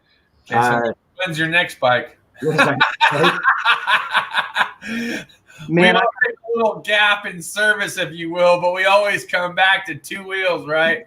Yeah, we got to get through this homeschooling stuff first, and I got to get through this year of YouTube and figure out how to not spend so much money. Stop Neil, reviewing you had a wooden handle there, Neil. What was that wooden handled screwdriver? What is that? The Philo, and they are Amazon? yes. Oh, I hear those are great. They're fantastic. Like the hammer I use at work is a Stanley, but it has the comfort grip, but it's wooden. And I also have this. It's made in the Czech Republic. Narex little, pry bar type tool. Oh, we got another rider here. All right, Duey, what's going on? Show us your lid, bro. This here, and I just got this right here. Oh, somebody fell on a curb. Wait, maybe not. Take a guess what I got. I see the police sticker. Is that an American flag fading back? That's an eagle. Oh, it's an eagle. Okay. If I can rotate it right. Yeah. Oh, yeah. This is the Daytona Limited Edition. I got it at Myrtle Beach Bike Week last year. Hey, but when you're riding with the peanut shell, do you wear a bandana or something like to protect your face from the bugs and shit? I'm sorry. From the bugs? And then sunglasses? Or what do you do? Because I know you're getting pelted with bees and flies. And please tell me you're not like the Dumb and Dumber scene where they're on the scooter and you're like this. You're just loaded with flies. So when I had this one's a spare. I've got 3 windshields. And it's dirty as shit, though. Nice. I've rode my bike twice, I think, without a windshield. Call me a sissy. I'm wearing or having a windshield. Oh, Chris got his lid out. What do you got? You got an Airy? That's a Fulmer. Oh, that's a fly. That's a fly helmet. Okay. Now explain this lid to me with the collapsible front chin support. So and the ratings that it has. So that one had the clear shield. You can swap those out. It's got the vent so you can not fog up your windshield as bad. But basically, when I would ride when it was like 30 degrees out and stuff like that, it would just fog up too much. So I needed to go modular so I could quick flip that off. It's got the dot, what is it, Schnell, something like that. Yeah. And it's a nice, comfortable helmet. I really like this one. Wasn't too expensive. I think it was like $275 at the time. And it's a beautiful helmet. It's got it's all matte. It's a great helmet. And then of course, when I had my V-twins, I rode a Nolan. It was cheap. It worked well. All right, I'm gonna show you guys my lids. My first one, my second one, and my third one. I'll tell you what I like about each one, what I don't like. So my first one is a fly. It's like a military style. It's got the eagle. It's got the star.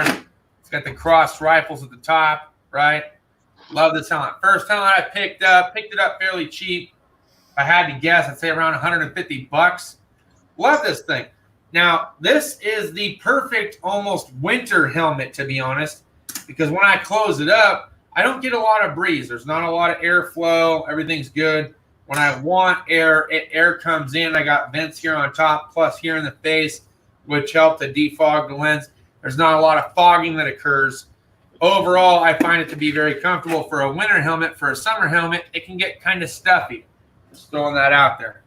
Another helmet I went on with the fly, I thought it would be pretty cool to have, is a scorpion helmet. And I picked up this California helmet with the Golden State Bear, the gold lens, plenty of ventilation. Problem is, it's not meant for the winter. With this lid being all the way closed, I get so much air travel coming through here, it freezes my face almost. So this is not a winter-friendly helmet. You get a little bit of roar, so it's a little bit louder than the fly helmet, and I paid about $50 or $60 north of what I paid for the fly. So I was like, okay, but it is a little bit more safer. This one's DOT approved. This one's DOT and Snell approved. And it's got the easy rip-aways. So overall, safety factors there. It's a much safer helmet, better quality product than the other one. But again, in the colder months, you're going to be chilly. Now I got this one here, which has kind of been my main riding helmet and go-to, which is made by Shoei. This thing's pretty legit, right? Extra safety features, DOT Snell approved, also FM BSS approved and certified as well.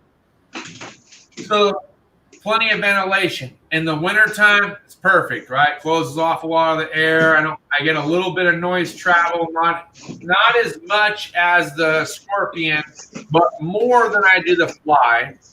But as far as air travel, I got more ventilation than I do the Fly and less ventilation than I do the Scorpion, which is a plus and minus, I guess, if you think about it. The problem that I don't like, though, this is an anti-fog shield they have on the inside.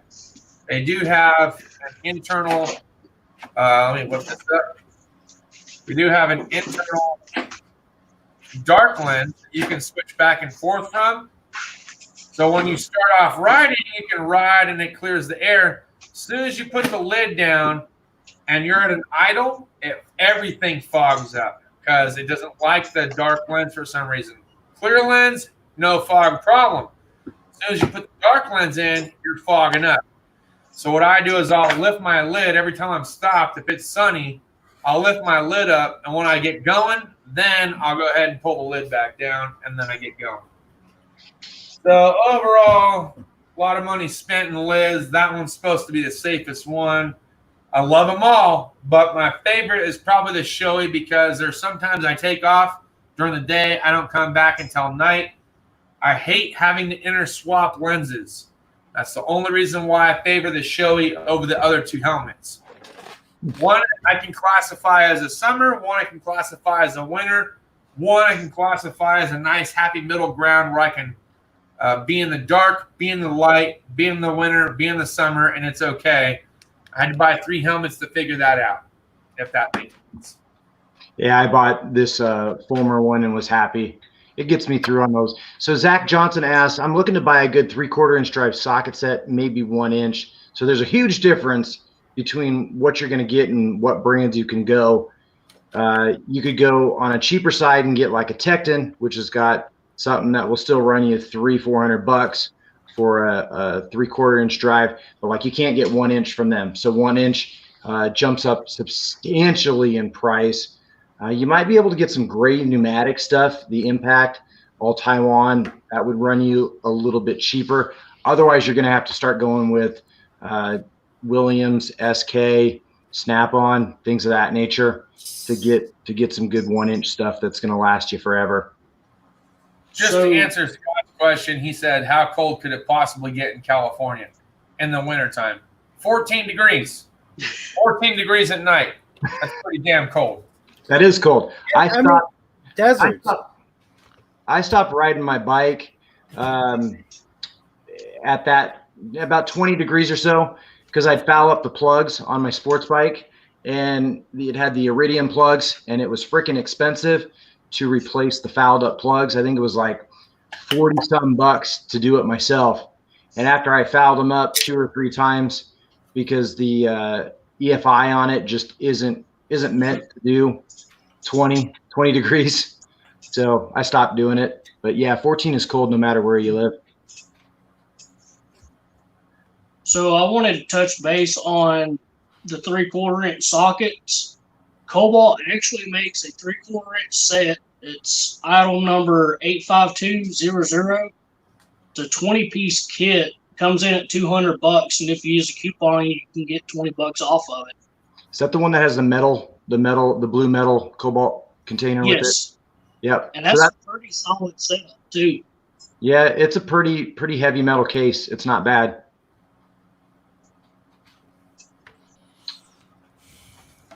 And I don't have a whole lot of 3/4. I mean, I got the socket sizes I need. So to me, a 3/4 and definitely a 1 inch, you only buy the stuff you need. I mean, otherwise you're spending a lot for it. Because 9 times out of 10, I mean, I know Brandon, you probably have some bigger sockets depending on what tractor stuff you're working on. But I mean, how often are you going to use the whole entire 3/4 inch set? I only got a couple 3/4 inch. Right. Everything I can use is most I need is a 1/2 inch most of the time. Right. So that's where I look at 3/4. Buy what you need until you have enough money to buy the whole entire set. Scott wants to know where the Cobalt 3/4 inch set is made from. Is it Taiwan, China, US, etc.?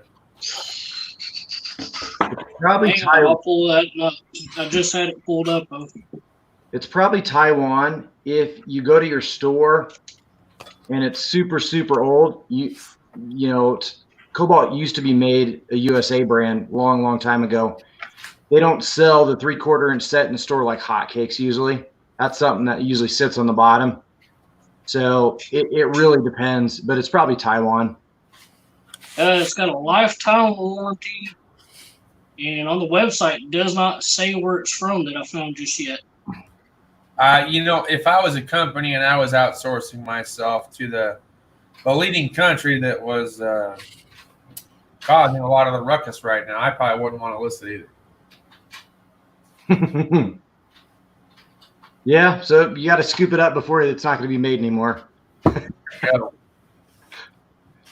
be really interesting. You know what? Phenomenal tools, though, overall. I had a mechanic set a while back from Cobalt, and I think that was one of the first, most complete sets that I ever found. Everyone asked me, what'd you think of it? How long did you use it for? I didn't really use it for very long. I ended up giving it away at that time, but I'll tell you, it was a pretty phenomenal and most complete set for its time frame. It was hard to find somebody that was able to compete with the complete set. You look at Husky, you look at these other companies out there, Pittsburgh, even JobSmart, and it's like there's always something missing that you could use. And I felt like Cobalt was like the more complete set in its time. This was like 4 years ago. Now JobSmart's come up, Gear Wrench has come up. Husky, they're still lagging. Hart has come up. Hart's making a more complete set. Craftsman is making a more complete set, giving you less gimmick items. I think when you're looking for a mechanic set, you need to make sure that it covers the sizes that you're looking for in 1/4 inch, 3/8 drive, and 1/2 inch. Once you start getting a 3/4 inch, then you can start picking and choosing between pricing. At that point, it's not about really so much the quality. It's what kind of complete set you can get for the price that you're going to pay. Once you get to the big dog stuff, you're going to pay a lot of money. Mm-hmm. Well, like, just go over the sizes right quick on that Cobalt 3/4. It's got 7/8, 15/16, 1 inch, 1 1/16, 1 1/8, 1 3/16, 1 1/4, 1 5/16, 1 3/8, 1 7/16, 1 1/2, 1 5/8, 1 3/4, 1 13/16, 1 7/8, and 2 inch. If you're over 2 inch, you're looking into a lot heavier work than just standard mechanics. You're looking at agriculture and semi work. Let me ask you, Chris, a question real quick. of all the cordless tools that you have and that you've reviewed, do you have a favorite? If you don't want to say it now and you want to save it for a video, that's fine. But do you have a favorite in mind that you're thinking of? Like, look, of all the cordless drills or hex drivers you've tried out, this one is like your go-to for at home or even on car go-to. Like, you just grab it every time, 10 times out of 10. So, what Captain Ken says, I guess subscribers' comments don't matter. Yeah, I don't see where he commented before. It'd be interesting to see what that one was. I was just going to say, throw in your comment there. We'll check it out. You got to put at Client Graphics or at TMM. That's the best way to get recognized. Yep, it definitely helps. But as far as, so like, Captain Ken, okay, so, you know, my two favorite, I grabbed for the Bosch now. Hands down, this thing is my favorite impact right now. And because Duey told me about the anti-kickback, I grabbed for the Cobalt XTR drill. So when I'm working, those are the two that I grab for right now. And have you already done a side-by-side comparison between your two favorites and which one outperforms the other? Heck no. Why would I do that? Ain't nobody got time for that. No, but yeah, I mean, I still got to do a video on the anti-kick on that one. What I would do is like my go-to cordless, which one wins or which one outperforms the other. That would be cool. And this one just feels the best. And I know at the same time, if I wanted to take off lug nuts with it, I could do that because it's built in right on there. And it has no problem doing 110, 125 breakaway torque on that without a problem. So that's probably my two go-to when it comes to battery-powered tools at this very moment. Because this thing drives through half-inch thick steel, not a problem either. Now, so, Neil, with all your Ryobi and all the cheaper brands that have come out, is Ryobi still your go-to, or have you found a close substitute that is your new go-to? Well, I use both Ryobi and Milwaukee and Hilti are the three brands I use primarily. But I will always say, you know, for me, all those tool brands, I like them, but none of them have all the tools I need. So I use Milwaukee on some things. I use Ryobi on some things. I use Hilti on some things. Duey, the Cobalt champion. Yeah. Is there any other brand that you go, okay? Nope. I see a lot of blue in the background, but you know what? This is one tool that definitely outperformed Cobalt, hands down, and I can't get away from it. I might not have showed it, or maybe I will show it. Is there one cordless tool option out there for you that you said, okay, we're not worthy, okay, Cobalt, I love you, but this time you lost me, and this is the one I'm going to do for this particular project? If I had one tool that Cobalt does not even have that I wish they had, that I know would probably beat them, would be Milwaukee. But what specific tool? It'd be a nailer. Okay, cordless. Yep. Brad, framing or roofing? Probably Brad. Okay. I will say this: the Milwaukee Brad nailer is shit, or not good. Not good. The Ryobi, I have talked to a lot of professionals, a lot of finished carpenters and stuff, and when they're doing their work, they have the cordless Ryobi router, probably because that was one of the first ones to the market, and they have the cordless Ryobi nailers because they say they work better than this was a couple of years ago, but they all said they work better than the DeWalt and Milwaukee. The first gen Milwaukee apparently was not good at all. think I've seen many good reviews on it. Brandon, I'm going to ask you a slightly different question, of course, because I know a little bit about your background. Has there ever been a cordless tool that blew your mind that was better than anything that you could put gas in? Well, I haven't really used like much cordless outdoor tools or like leaf blowers and stuff because I live on a big property. But the only power tool that I ever got that really blew my mind, like I wish I had it sooner, was a impact driver. I only got one a couple years ago. I was like, man, these are making these repairs faster. I was doing it with a ratchet. What's your go-to? My go-to? Gear wrench. Actually, you know what? I had to say gear wrench, but gear wrench don't make no cordless. No, gear wrench don't make no tool. Right now, I'm only using DeWalt. That's what I got. I got DeWalt. I like my DeWalt.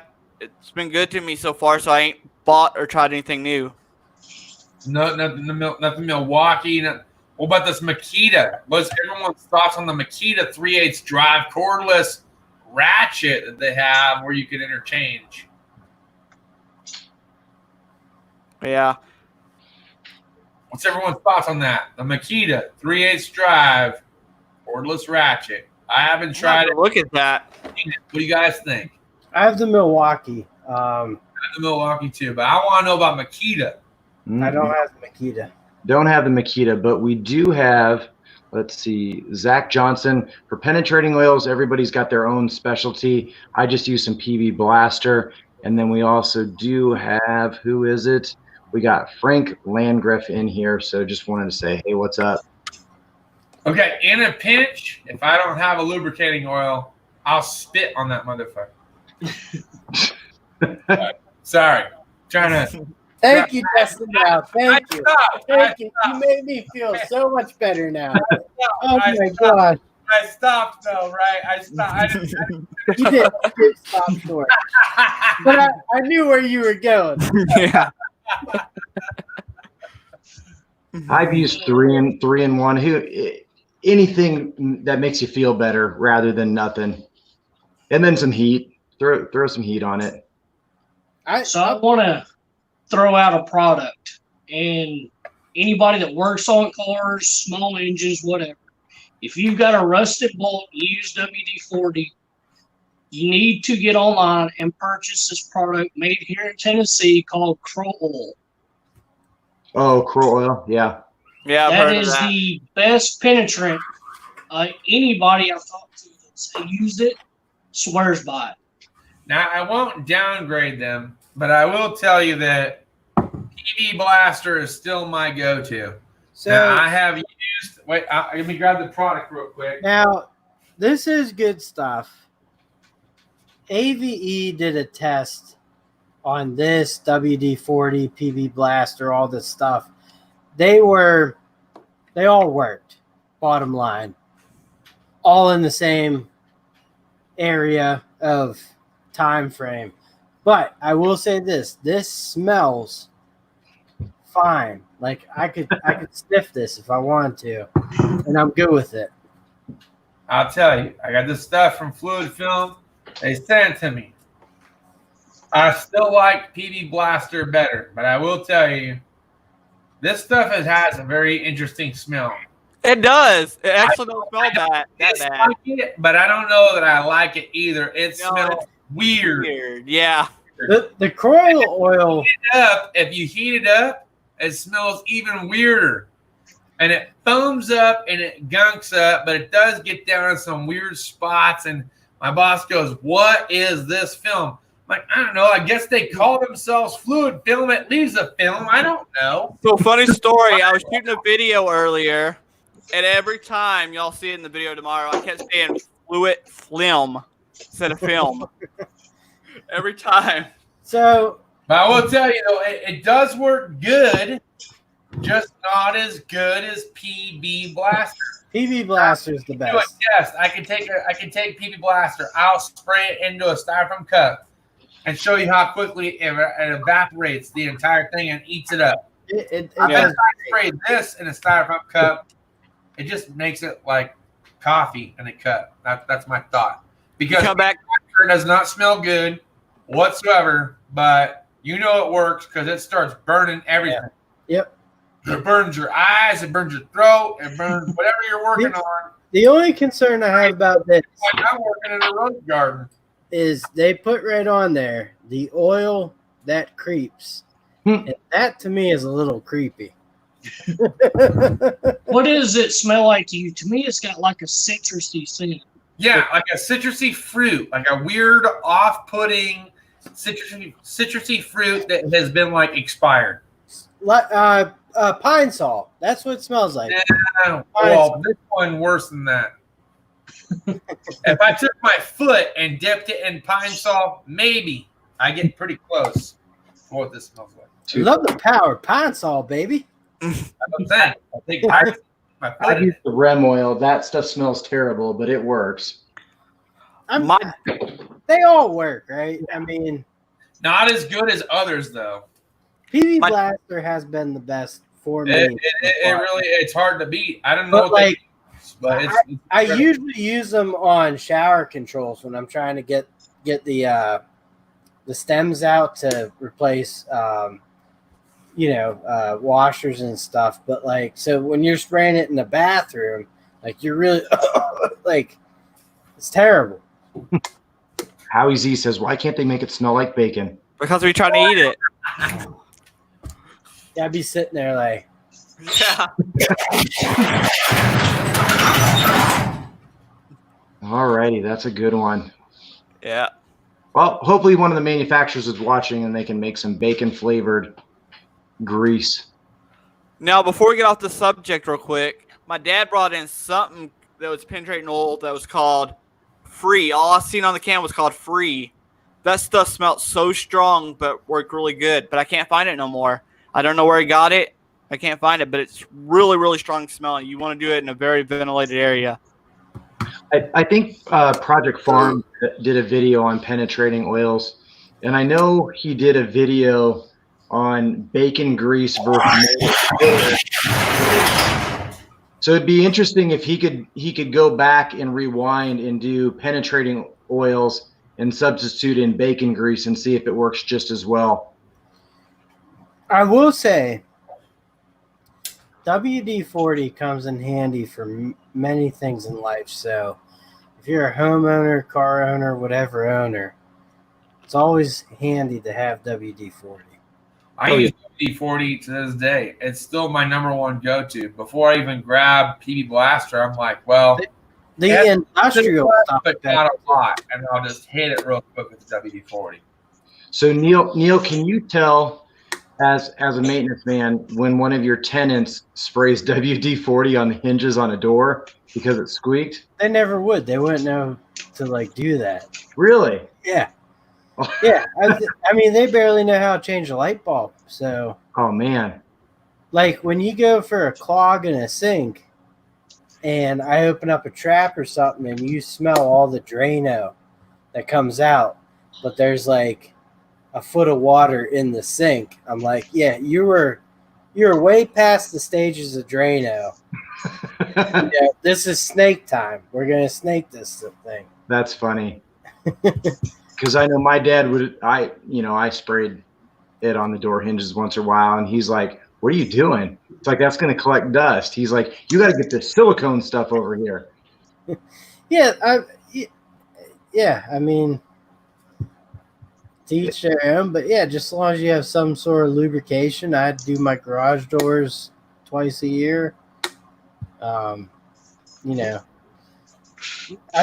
the other one? Liquid oil?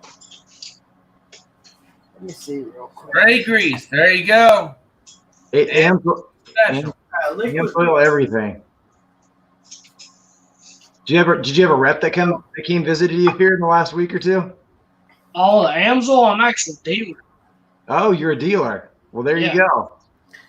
This is great for doors and stuff. Liquid wrench. Hey, I got one better. You know how to take care of that door squeak? Tell them they can't open their door for 12 hours and put JB Weld on that damn thing. I bet it won't squeak no more.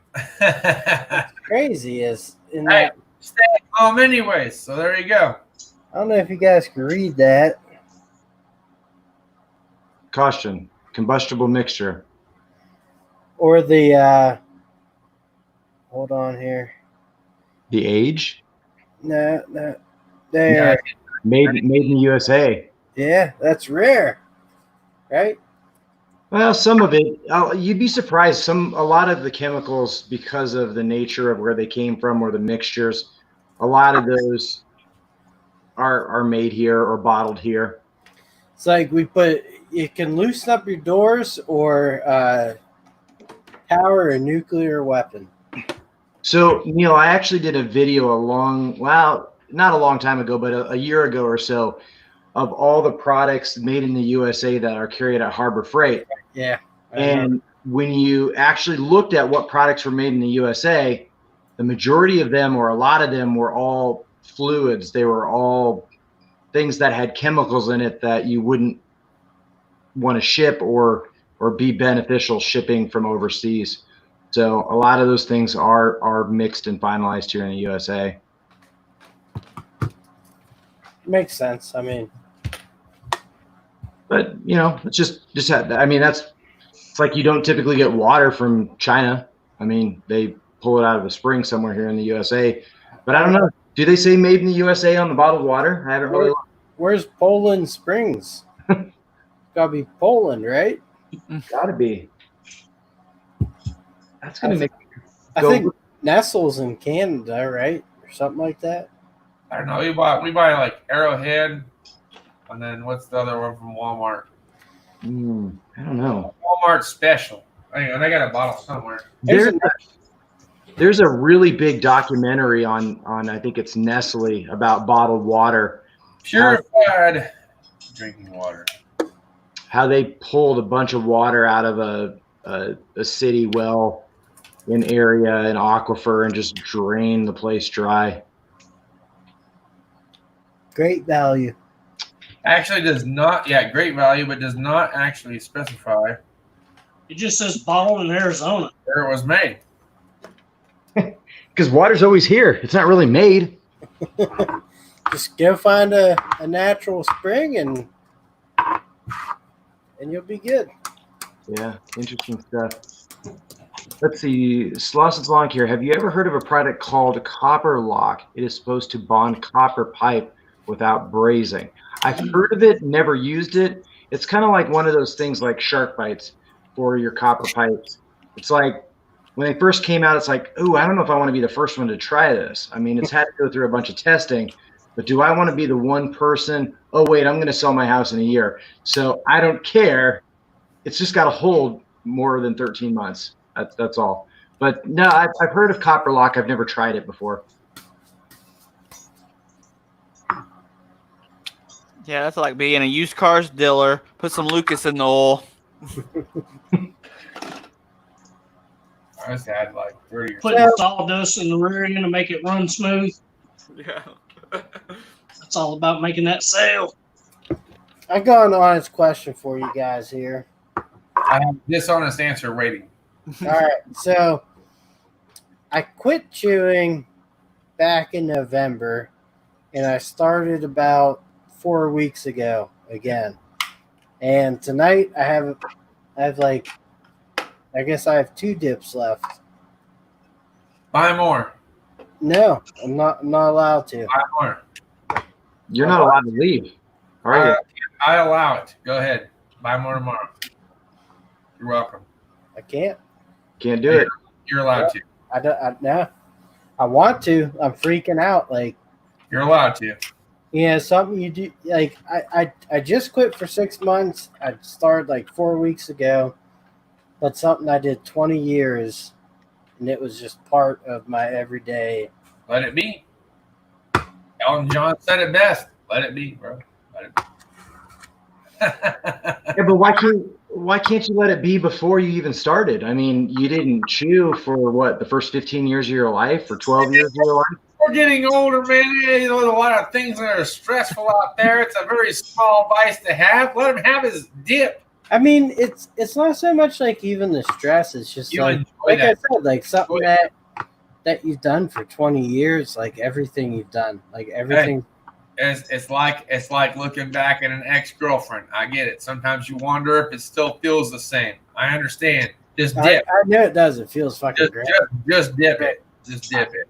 And see, Neil, I'm going to err on the side of caution and say, whatever you use to expel your extra chew that you're done with, what if one of your kids picked that up and drank it or spilled it or did something with it?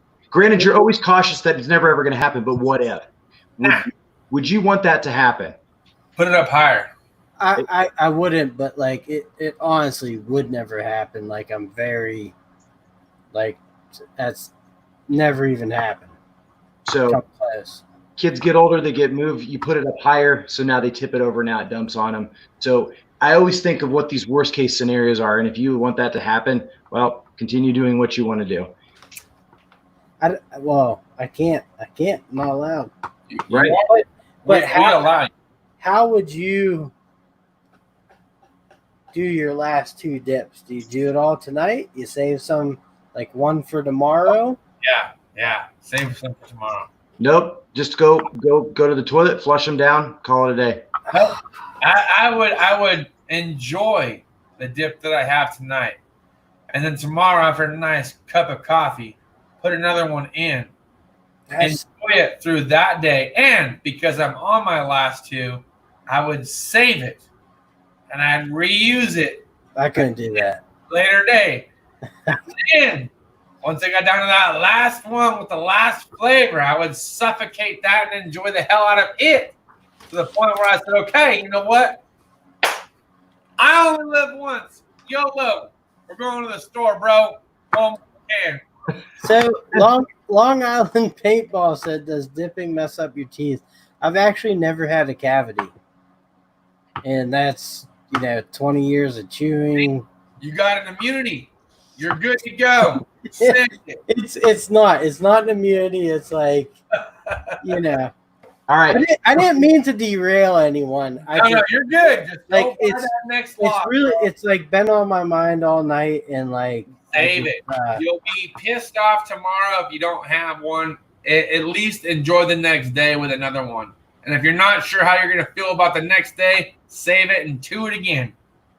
That's the thing. That's the thing I'm trying to avoid. And then when you're done with it, dry it out and then smoke it. Bam. No gum disease, right? Like my dentist, actually, to be honest with you, I've been to the dentist twice in the last 16 years, and they were like, holy cow, how are your teeth so good? More people have died from what's going on than people that chew tobacco. Bam! Throw by another log. My wife would tell me. I'm terrible. You picked the wrong guy. You're a bad influence.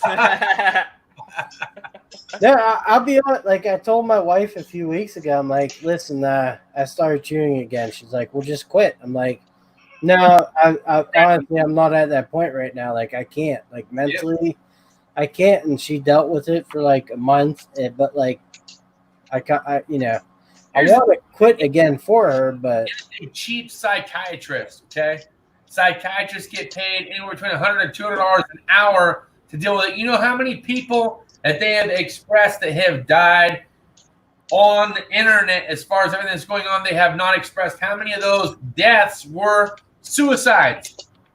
So if your mental psyche says, hey man, this is all I need right now for a crutch to make it to the next day, Neil, I want to see you again. Fucking pay the goddamn money and get your damn dip on, bro. Who gives a shit? A year from now when this whole thing is over with, you want to quit again? Life is good? Go for it. Or you could do the math. You could be like, it's $3 every week, 3 times 52. that's going to be 100 in this, and then Justin's going to tell you to invest it in the stock market, and then you're going to get your dividends on it, and you should stop doing that because you could be making money. Well, this is the best way to do it. If anyone really wants to know, like, this is the best way it has worked for me, even though I keep going back to it. But you quit, and then your next 3 days, you're going to drink at night. You're going to drink until you fall asleep. Then after that 3rd day, you're going to wake up, and everything kind of goes away. You don't want to drink anymore. You don't want to chew anymore. It's hard. I think Ryan said it best. Less dip, more tools. Yeah, that's true. And any way you look at it, it's going to be tough. It's the same way with justifying any of your tool purchases. You got to save some money somewhere so you can do something else. You're going to stop this habit, but you're going to pick up some other habit, whether it be painting and prepping for a new child. It might be figuring out what the next biggest thing that's going to be in life. That's the hardest thing. That is, like, you kind of, like, tomorrow, my stair treads 10 years ago, my wife actually stripped them down, restained them, redid them, and they're getting even more tired. And she wants new ones, but I'm like, no, I can save these. Let me take a chance. But, like, so much easier if you can put in a dip and kind of go at it, Yeah, like, if you can teach your wife to do what you're going to do to repair it, you get that bonding time. And then when you have to look at that one spot, you can be like, oh, she did that one, not me. Because by golly, every home repair I do, I see that one spot. My wife never sees it. So I'd rather be it the other way around, where it's like, oh, yeah, you did that one. And she's like, yeah, now I know what you mean. Well, 10 years ago, like, when we painted the house, my wife's like, I'm going to do it because I'm perfect at it. And she taped everything up, but, like, all of our corners have blue tape. And, like, now that I've been working apartment maintenance and stuff, you kind of just teach yourself to cut in. That way you don't have to bother with the tape. And so now that I'm repaying my house again, I'm cutting everything in. She's like, wow, like, that's so good. Like, how do you do that? Here's my thing. And Howie Z just said, let's stop picking on TMM. He feels like you feel guilty enough. I'm going to tell you this. Never feel guilty about a vice that you have. That vice that you have, you've created of your own self, and you have decided that that is what you need to do in order to maintain some kind of neutralism going into the next day. If that vice that you have collected up, whether it be chewing dip or hanging out with the kids or the wife, is what motivates you to do whatever you need to do for the next day, if that's what's helping you, I say go for it. If you think that chewing dip honestly affects you in a negative way, not just financially, but let's say overall spiritually, emotionally, everything else, then I would say, yeah, man, your best bet is to try to find another alternative. I think people lean too much on the fact that they should not have any vices and they should stay the course and be true to themselves and just focus on reality, which is roof, food, and utilities. You will go mad, okay? You will absolutely go mad. You work hard, you play hard. That's my mentality behind it. You don't have that same mentality. Hey, I work hard. I put it all aside for my family, for this, for that. And I'm sitting here, I'm still pissed off at society. You have ruined yourself for the next day.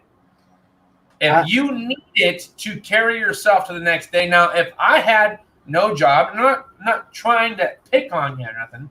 If I had no job and I was stressed out about income, but I knew I could afford what I had, but I needed this little tiny crutch to kind of wiggle me through the current things that are transpiring in my life, and I can afford to do so, I'm going to do it. Because fuck you. Sorry. That's my mentality. Okay. If I need this to get from here to here and make it one more day, isn't that better than going, well, I think I'll climb a 42-story building today, look down and ask myself, is it worth living? A lot of people are doing that right now, and they're calling it quits. If you have a vice, something that's so simple as smoking a cigarette, taking a dip, drinking a beer, buying a tool purchasing is also a vice. You don't need it, but you do it. Yes, I would say you need to do to take it to the next day. Well, I agree. The only thing is, the third child was contingent on me quitting chewing, and shit happens, right? Well, you can't stop the child now. That's like already here, Neil. So but Tim Bryant did say, I'm looking at buying my first power tool set. I want best quality and warranty on a low budget. What are my options? I'm going to say Ridgid. Justin's going to say Ridgid. Dewey's going to say Cobalt. Brandon's going to say DeWalt. And Neil, he's got so many different ones. Ryobi. I would say Ryobi. So all of those are a great option for you. You got to just hope that whatever one you pick, you don't ever have to use the warranty. And I will say this, it's fluctuate a bit, but the Ryobi batteries, me personally, like Milwaukee's they flop all around in the tools. The Ryobi torpedo style thing with the Ridgid Ryobi, they work. They do, and I've never had an issue with the lithium-ion ones. So I'm all for the Ryobi. I don't know. With the chewing, it's just, I don't know. It sucks. I wouldn't say about it, Neil. I think you're putting too much undue stress on yourself. Well, look, if you know that you have a wife, you would understand that. I know you have the ability to quit. But I'm saying, like, I know you have the ability to quit. Clearly, you've done that. I've been able to quit smoking cigarettes for 8 months. Do I choose to smoke today? Yes, of course. There's going to be a certain point where I'll go back to not smoking again. It's not improbable. I've quit smoking approximately a half a dozen times. And each time that I've quit smoking, it's gotten longer and longer. Eventually, you won't have a desire for it. So if I'm thinking, if you just got done quitting a couple times, man, you're just starting. You're starting your process. The longer and longer you go without doing something, the longer you're going to go without doing it later. Who cares? So you had a relapse. I think too many people that have a relapse beat themselves up too much about it. Let it happen. Do what you have to do. Take care of your mental psyche and move on. Realize that you can get to where you want to be later down the road. It doesn't stop. Okay, you failed today. No big deal. You can pick up and try again tomorrow. Who cares? My habit, my addiction got me tools yesterday, and there's nothing on the docket for tomorrow other than I need to review a bunch of different tools I already have. But by golly, if somebody comes out with a new tool, please don't, because I can't keep buying the stuff. And the worst one to get into, I think, is the power tools. So if there's an addiction that you could get into, try not to get into the power tool one, because you're either going to go with one brand, and when you cross brands, it's like crossing streams. You don't want to do it. You're going to have 6 chargers, 6 different battery platforms, and it's not a good thing to do. Yeah, Chris. I really like crossing streams. I think of it like sword fighting, and I'm all about it. You know, I'm just throwing that out there. I've bought almost every manufacturer ever made right now. Chris, on those new Ridges you bought, honest first opinion, would you think they are geared more towards a homeowner kit? You know, like someone that's, you know, we'll say a little more serious DIY, or do you think they're geared more towards professionals? Because of the weight and the price on them, I don't think it's geared at a homeowner. I mean, the $200 price point is relatively cheaper than the Makita equivalent. But that's because it's brand new. It hasn't gone on sale yet. It just launched. So I could see them shaving some pricing off of it to get it down. But I mean, a homeowner isn't going to come in and be like, oh, that one's smaller.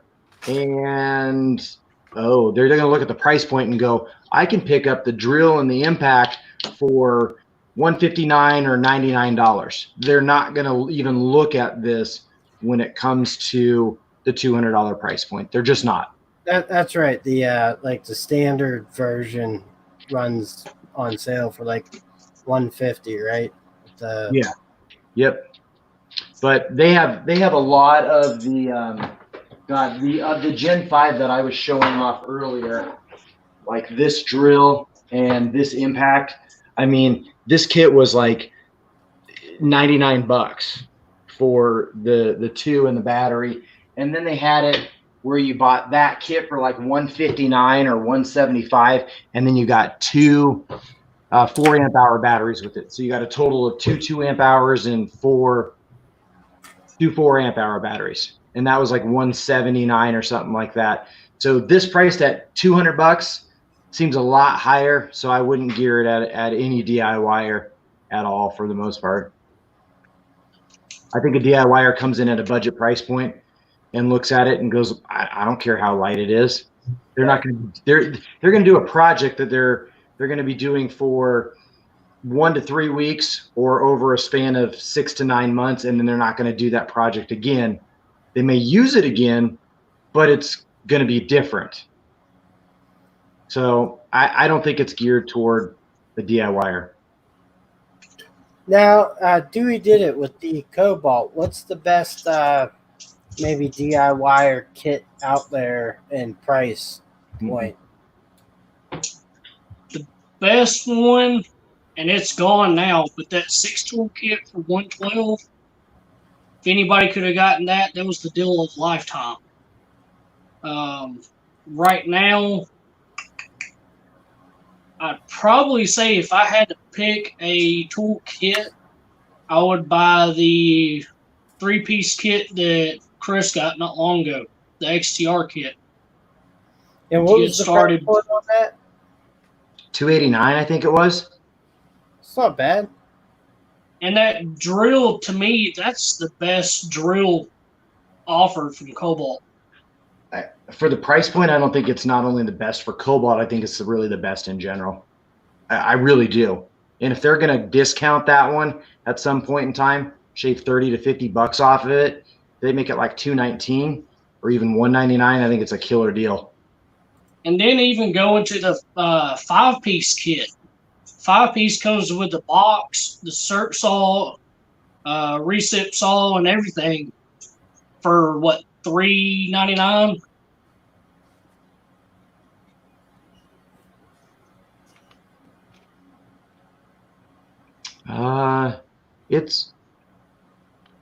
It's up there. That sounds about right.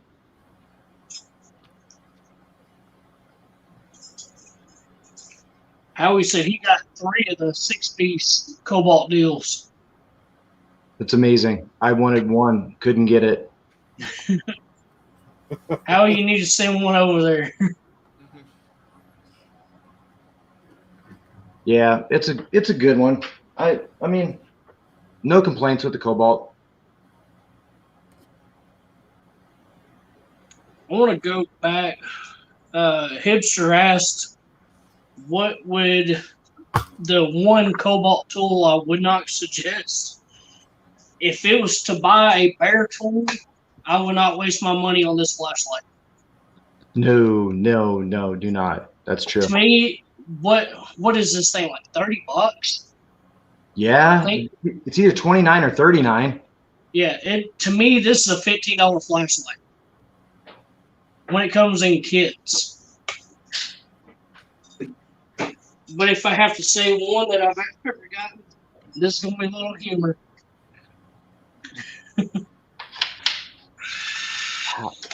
How small is that?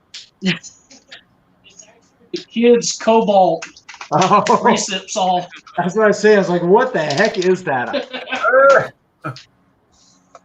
Yeah, the cobalt, this cobalt light, that's the one that comes with the XTR kit. This one's bright. This one's $40, but fully rotating, and it also has the magnets on it. So it's I don't have enough. There we go. See if you can see that. It's able to hold itself up. Yeah. Out of all the cobalt stuff, spend the extra money and get that light he's got. Yeah, it's super bright. We take it on walks every now and then in the nighttime.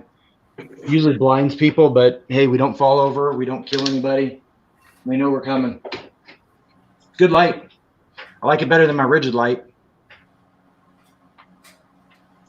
Justin, do you have a Ridgid light that came with one of your sets, or is it one of the older actual bulb filament? Let me open my drawer. Yeah, I got the Ridgid light. It's got some stuff down here. So I got the 2 amp hour attached to the Ridgid light.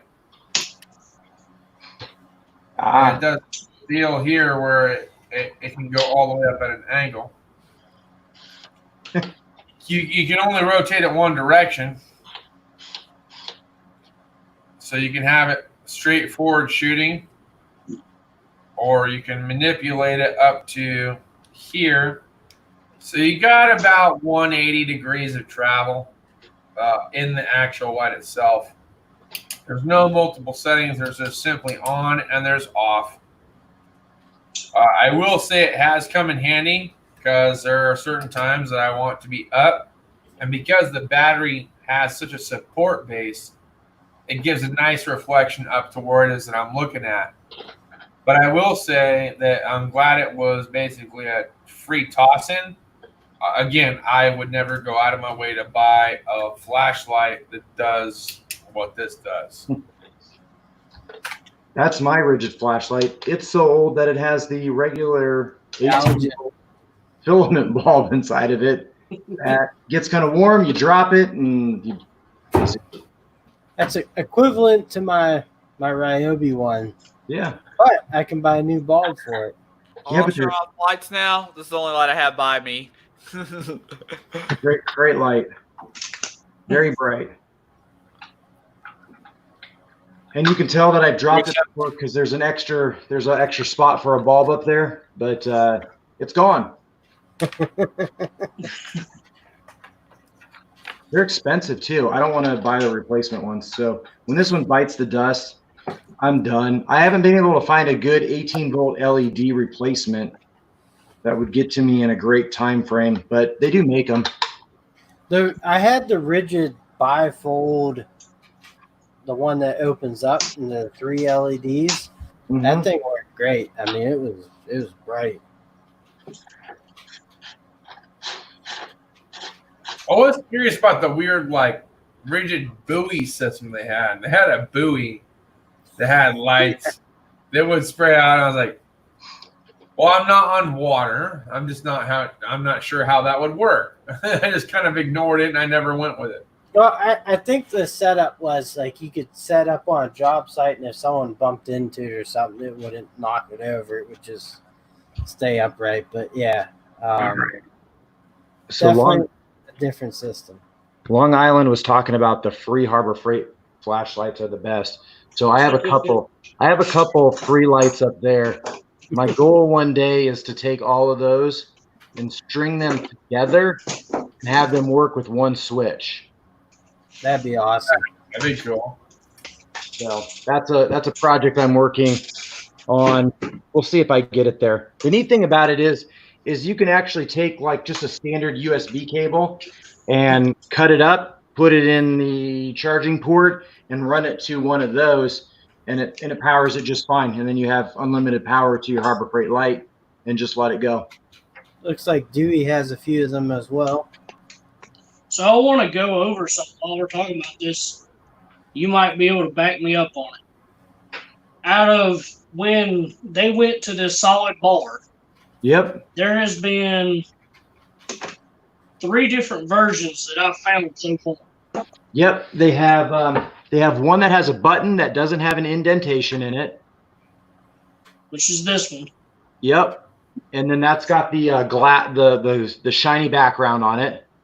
Yeah. Yep. Then there's this textured background. Yep. And then this is my personal favorite, the more royal blue one.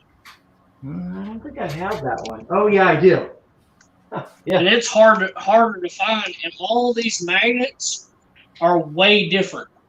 Yeah, they are. And then, heck, even the screw design's different. Yeah, I hated these screws that have like the built-in washer on them. Yeah, but that's on the nice royal-looking one. Yeah, that is on the royal blue one. Huh, interesting. And actually look at the diode strips. Inside, one's got like 10 strips, the other one's got like 20 strips. So this is going to sound really, really dumb, but I stopped picking my lights based on the buttons or the textures. I started picking them on how easy it is to get the stickers off of them. That'd be a pretty cool video, though, if you think about it. Like, of all the flashlights, you have Gen 1, Gen 2, Gen 3, Gen 4 of all the Harbor Freight free flashlights, and one better than the other. Yeah. I bet, and people look back and go, dang, I wish I would have got those. I don't have the one where they had the actual, what was it, like 30 LEDs inside? Oh, I have some of those. Those are trash. Yeah. I think I actually threw most of those away. And I didn't feel bad about it because it was free. Free. I was going to say, it had a great price on them. Yeah. I heard Harbor Freight's done with the freebie stuff for a while. I'm sure a lot of places are. They tailed it back. They still have one coupon, I think, and they just kind of rotate it. But now yeah, they're all $1. Yeah, so they keep it where there's usually just one free coupon, and then they rotate it out every now and then as a way to get you back in the store. Be like, oh yeah, I remember when they had the microfiber clots. Now they're going to do it free for like 3 days. So, Man, I don't even own any of those, period. I thought the LED flashlight was the best deal. I had so many LED flashlights, I just had to switch. I actually like the microfiber cloth for the motorcycles and polishing and buffing and chain waxing and things like that. Yeah, so speaking of Harbor Freight, so they got their free flashlight coupon good through, when is it? Those are a dime a dozen. I love those magnetic trays. Yeah, it's through the end of the year, the flashlight is, and then they'll have the free tool bag, the first, second, and third with a $25 purchase. So they rotate them out. How about some of the LED lights from Big Lots once they fell apart? Yeah, that happens at Big Lots. I still like my Harbor Freight Braun light. That one's still really nice. Can't beat that light.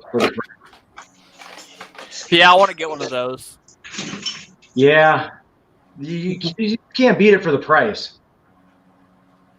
All right, I'm going to duck off here. I want to thank Chris for letting me jump on. Neil, Duey did it. Brandon, appreciate y'all. Had a great time with you guys. Wife's taking off for work. I got to get inside and make sure my munchkin's not tearing up the house. So. Sounds good. Have a good one, Justin. Thanks for joining. See you, man. Thanks for Later. So, Neil, is there anything you want to wrap up, talk about before we start winding things down? Yes. The Capri bolt cutters. Oh, those look nice. They are for a little mini pair. They're fantastic. Can you show those one more time? I haven't seen those.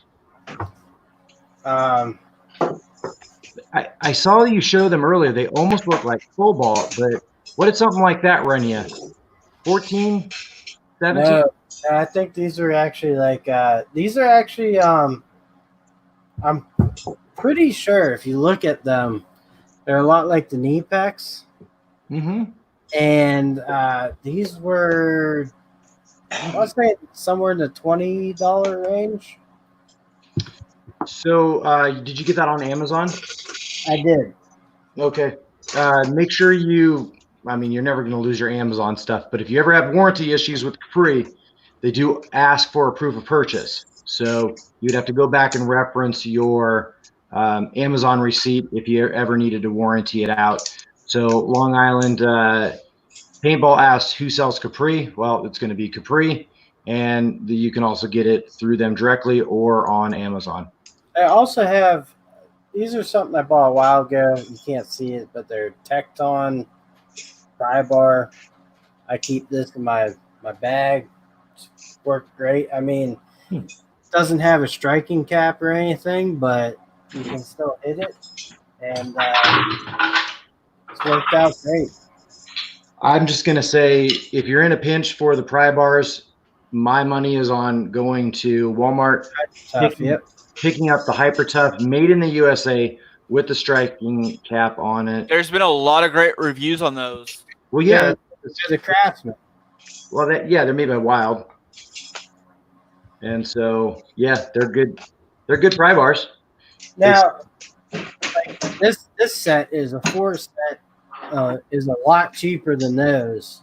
Yeah, the striking cap, those Hyper Toughs actually weren't out when I bought these, and Sears was under. So, yeah, Sears used to manufacture and get the same ones from what Hyper Tough got them for. I'll look at the price here. I have a picture. They sell 3 sizes. They sell the 12-inch for $784, the 17-inch for $884, and the 25-inch for $984. So you can pick up the set of 3 for like $25. That's a fantastic deal. Yep. So that's a great buy. And same as the new Tecton as well. Yeah, Tecton, they've been releasing a lot of new stuff lately. So they got their hard handle screwdrivers, and they're supposedly boxes coming out.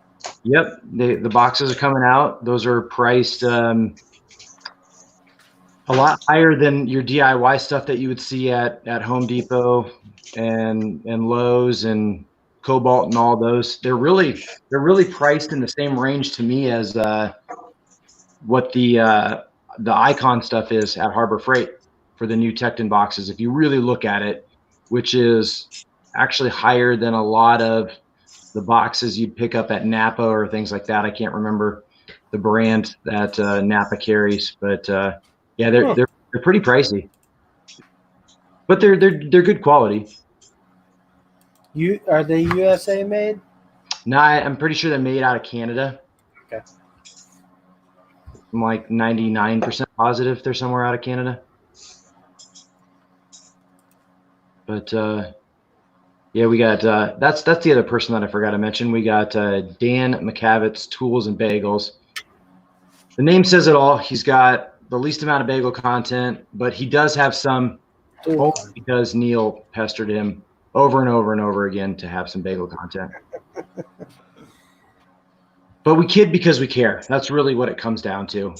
As much as somebody mentioned, like, we're picking on Neil. No, if Neil didn't want to talk about that, or I didn't think anyone was picking on me, or have anybody weigh in on it, they wouldn't bring it up. So yeah. Nothing is fair game, but anything's fair game when you bring it up. That's the whole point. We talk about things.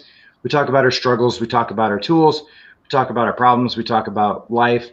Slosson's Lawn Care, he's calling it a night. And, Brandon's probably over there. I don't know if you saw it, but reach out to me. I want to talk to you about something about your lawn care business. Yeah, well, we think it's constructive too, Zach. We know Neil sure brings it up. It's not like we're asking Neil to lay down on a couch and we're gonna solve all his life problems. Some of the time, we just have Brandon join so he doesn't get lonely, so he doesn't buy too many things online or just shop. But he gets to talk about some of his passions and his thoughts and his weigh in on what's going on as well. Actually, they get me to buy more stuff like thread and wrenches, which I got in the shopping cart right now. Which wrenches? I'm looking at I'm thinking the Capri ones is the best buy right now. The thin wrenches. Thin wrenches. Okay, so again, if you're gonna get those, make sure you sign up either when they're offering more star points or something like that. I don't know what they call them, because then you can use them. It's like free money.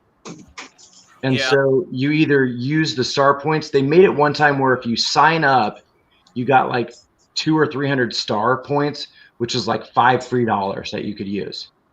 Now you can't use your star points on sale items. So don't think you can double them up, but I would register when you get the most star points if that happens. And if they're not on sale this month or right now, they're going to have a new flyer that comes out every first of the month. So you might wait 4 or 5 days if you can wait to see. Chances are they're not going to go on sale, but there's always a good chance if they didn't have it on sale that month, it might be the next month. And the reason I know those things is it's like because I spend my money on tools that I buy. So I need to make sure I'm spending it kind of wisely, or at least I'm getting the cheapest price I can for the tools that I'm going to get. So somebody might ask me like, well, Chris, why did you go out and spend $200 on these Ridgid tools? Well, I spent $200 on it because I kind of wanted them. But the other thing is I might make like 18 bucks or 20 bucks if I do a video on these and people watch it over the next year. Well, that's like I got a 10% off coupon on it. So to me, it comes out to be a wash. So it's like, yeah, I spent 200 bucks on it. I made 20 bucks on a video and called it a day. So, I mean, the more videos I do, the more I can feed my habit. Unfortunately, I've bought some expensive things already this year. So, yeah, it's still a good time though. Yeah, I mean, and the plus side too is you get to review things that you want to review. Right. That's true. And that's what I enjoy about it. I didn't mean to throw everything off topic either earlier. No, it's always a great topic. I mean, that's what we're here for. Some people are like, you don't know this person or you don't know, but the reality is it's like, yeah, if somebody's saying something about Neil, I'm just going to message Neil and I'm going to mention it. It'd be like, hey, Neil, somebody's saying something about you. So the difference is that, Dewey and I, we all have our Instagrams. Dewey's got my phone number. I had Neil's phone number at one point in time, but he's got my phone number and, I've mailed stuff. Brandon, did you get a sticker for me yet? Yep. So, they all got stickers for me. I don't think Dewey ever sent me a sticker, but I'm horrible. I've got the envelopes finally. I just got to mail them out. And I don't think Brandon sent me a sticker either. Yeah, I need to do that. Neil, I need your address to send you your sticker. And Neil at least comments on my videos, so there's that.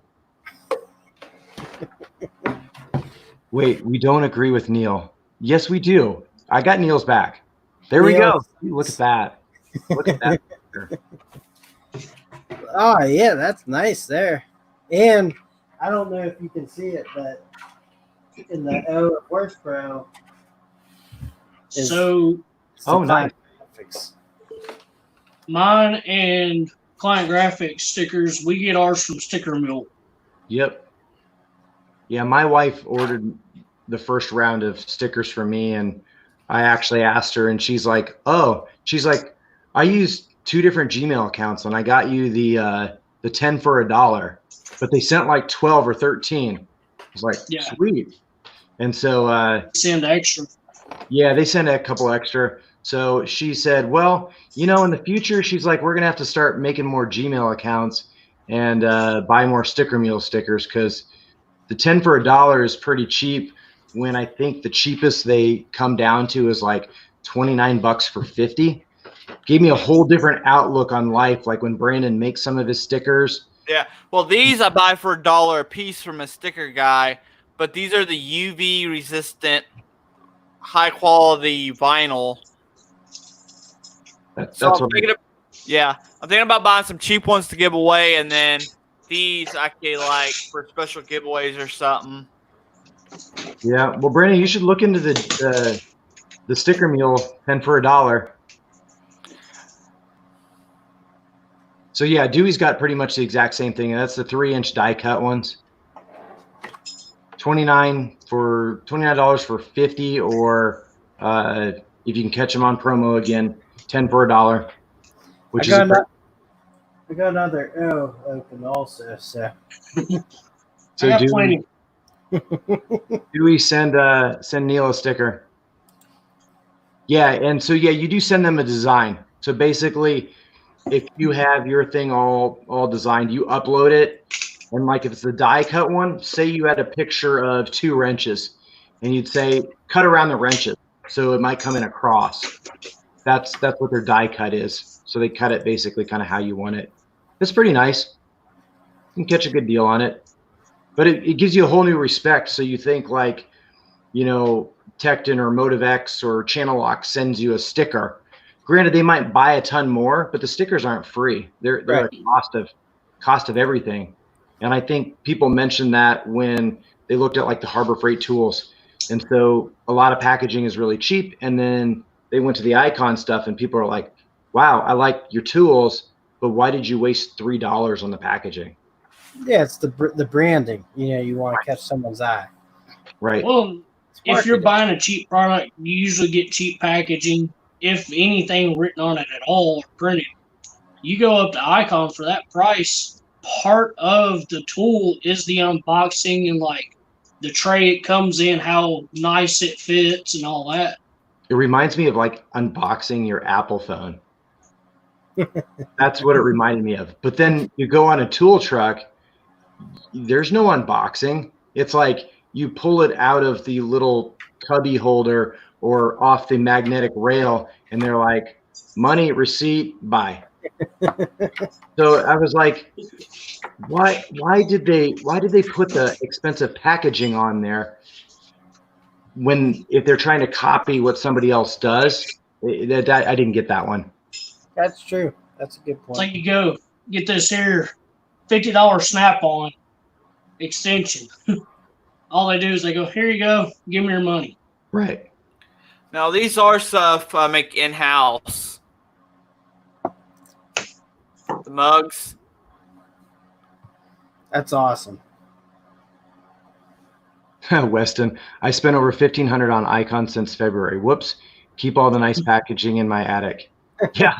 Isn't that the truth? Like, you know, you go out and you buy a new computer and you don't throw away the box, or you buy we'll say a 42-inch TV, you don't throw away the box. You buy a 65-inch TV, you're like, ooh, maybe I have to throw away the box on that one because I can't store it anywhere.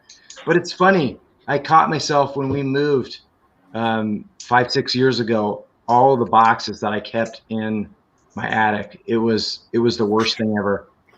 Felt good to throw it all away, and I was like, why did I keep all those? But I even kept the box from when I first bought my Ridgid Tools, and it had the actual original receipt in it, because we had like a 2.5 stall car garage with a full attic, and I kept everything. It was the best. I mean, you know, if you have the space for it, I guess. I throw everything away. I used to. I still try to. I need a bigger garage. I know it's not a competition, Weston, but I've spent more on Icon stuff since February. You know, I might try some Icon stuff eventually. I'm just afraid that it's been so overhyped on YouTube, and I get it. I'd be disappointed. I don't think that's the. I think it definitely, like, the quality's there. I think some of it is. I haven't used it, but like, it looks decent enough. I mean, maybe they marketed it wrong. That's where people get upset. But I mean, they're tools. They work. I disagree. I think they marketed it great. I think they paid for them. For them, yeah, they paid not a lot. They got a lot of good marketing out there and a lot of interest, more than any other brand. I mean, like, look at the Ridgid stuff. 41 people in here. We had over 255 people on the icon thing, and my channel was super small. But again, I bought my own stuff, didn't get any of it for free, and I was just some guy that had some icon stuff. But yeah, somebody says, have you discussed the icon flex head? Sorry if so. No, sorry. We have not discussed icon flex heads. They have not discussed anything with the icon flex heads, and nobody knows anything other than if I was a betting man, and I am, but it's like really statistical, like 90-10 are my odds. I would say that we wouldn't see anything for all of this year. I would suspect, based on Corona, based on manufacturing, we won't see anything until next year. But again, I'm speculating. So I think they had to go back to the manufacturer. I think they had to redo the whole insides to spec. I don't think you could put in a bigger part if it was me. So I think they had to start over. But that's just what I know on that one. If anybody likes the Bauer line, they showed the, what was it, the bigger battery, like the 5 amp hour or something like that, and they maybe 8. Those, do not expect those until fall. So if you were wanting some of those for any of your summer yard tools, not going to get those till fall. Is Ridgid ever going to make a, Ridgid does 18 volt, a grease gun? I don't know. I'm not sure. I'm not sure if they would. Thanks, Frank.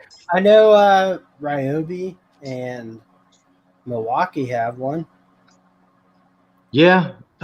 Who did just get a grease gun? Oh shoot, that was like hard. Didn't Bauer or somebody come out with a grease gun? Or no, it was Earthquake. Earthquake? Yeah, they're higher end line.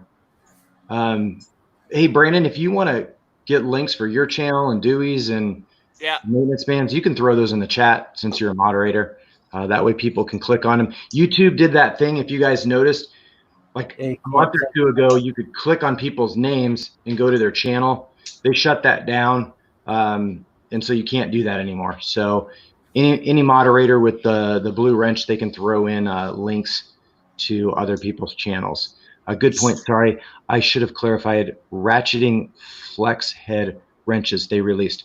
No, I haven't seen those yet. So I did mention it in a different live stream. I can mention it again because, like, I don't know about you. I mean, I think I follow along kind of where Neil's at, where we like YouTube. We like doing some things. We like doing the things that we like to do.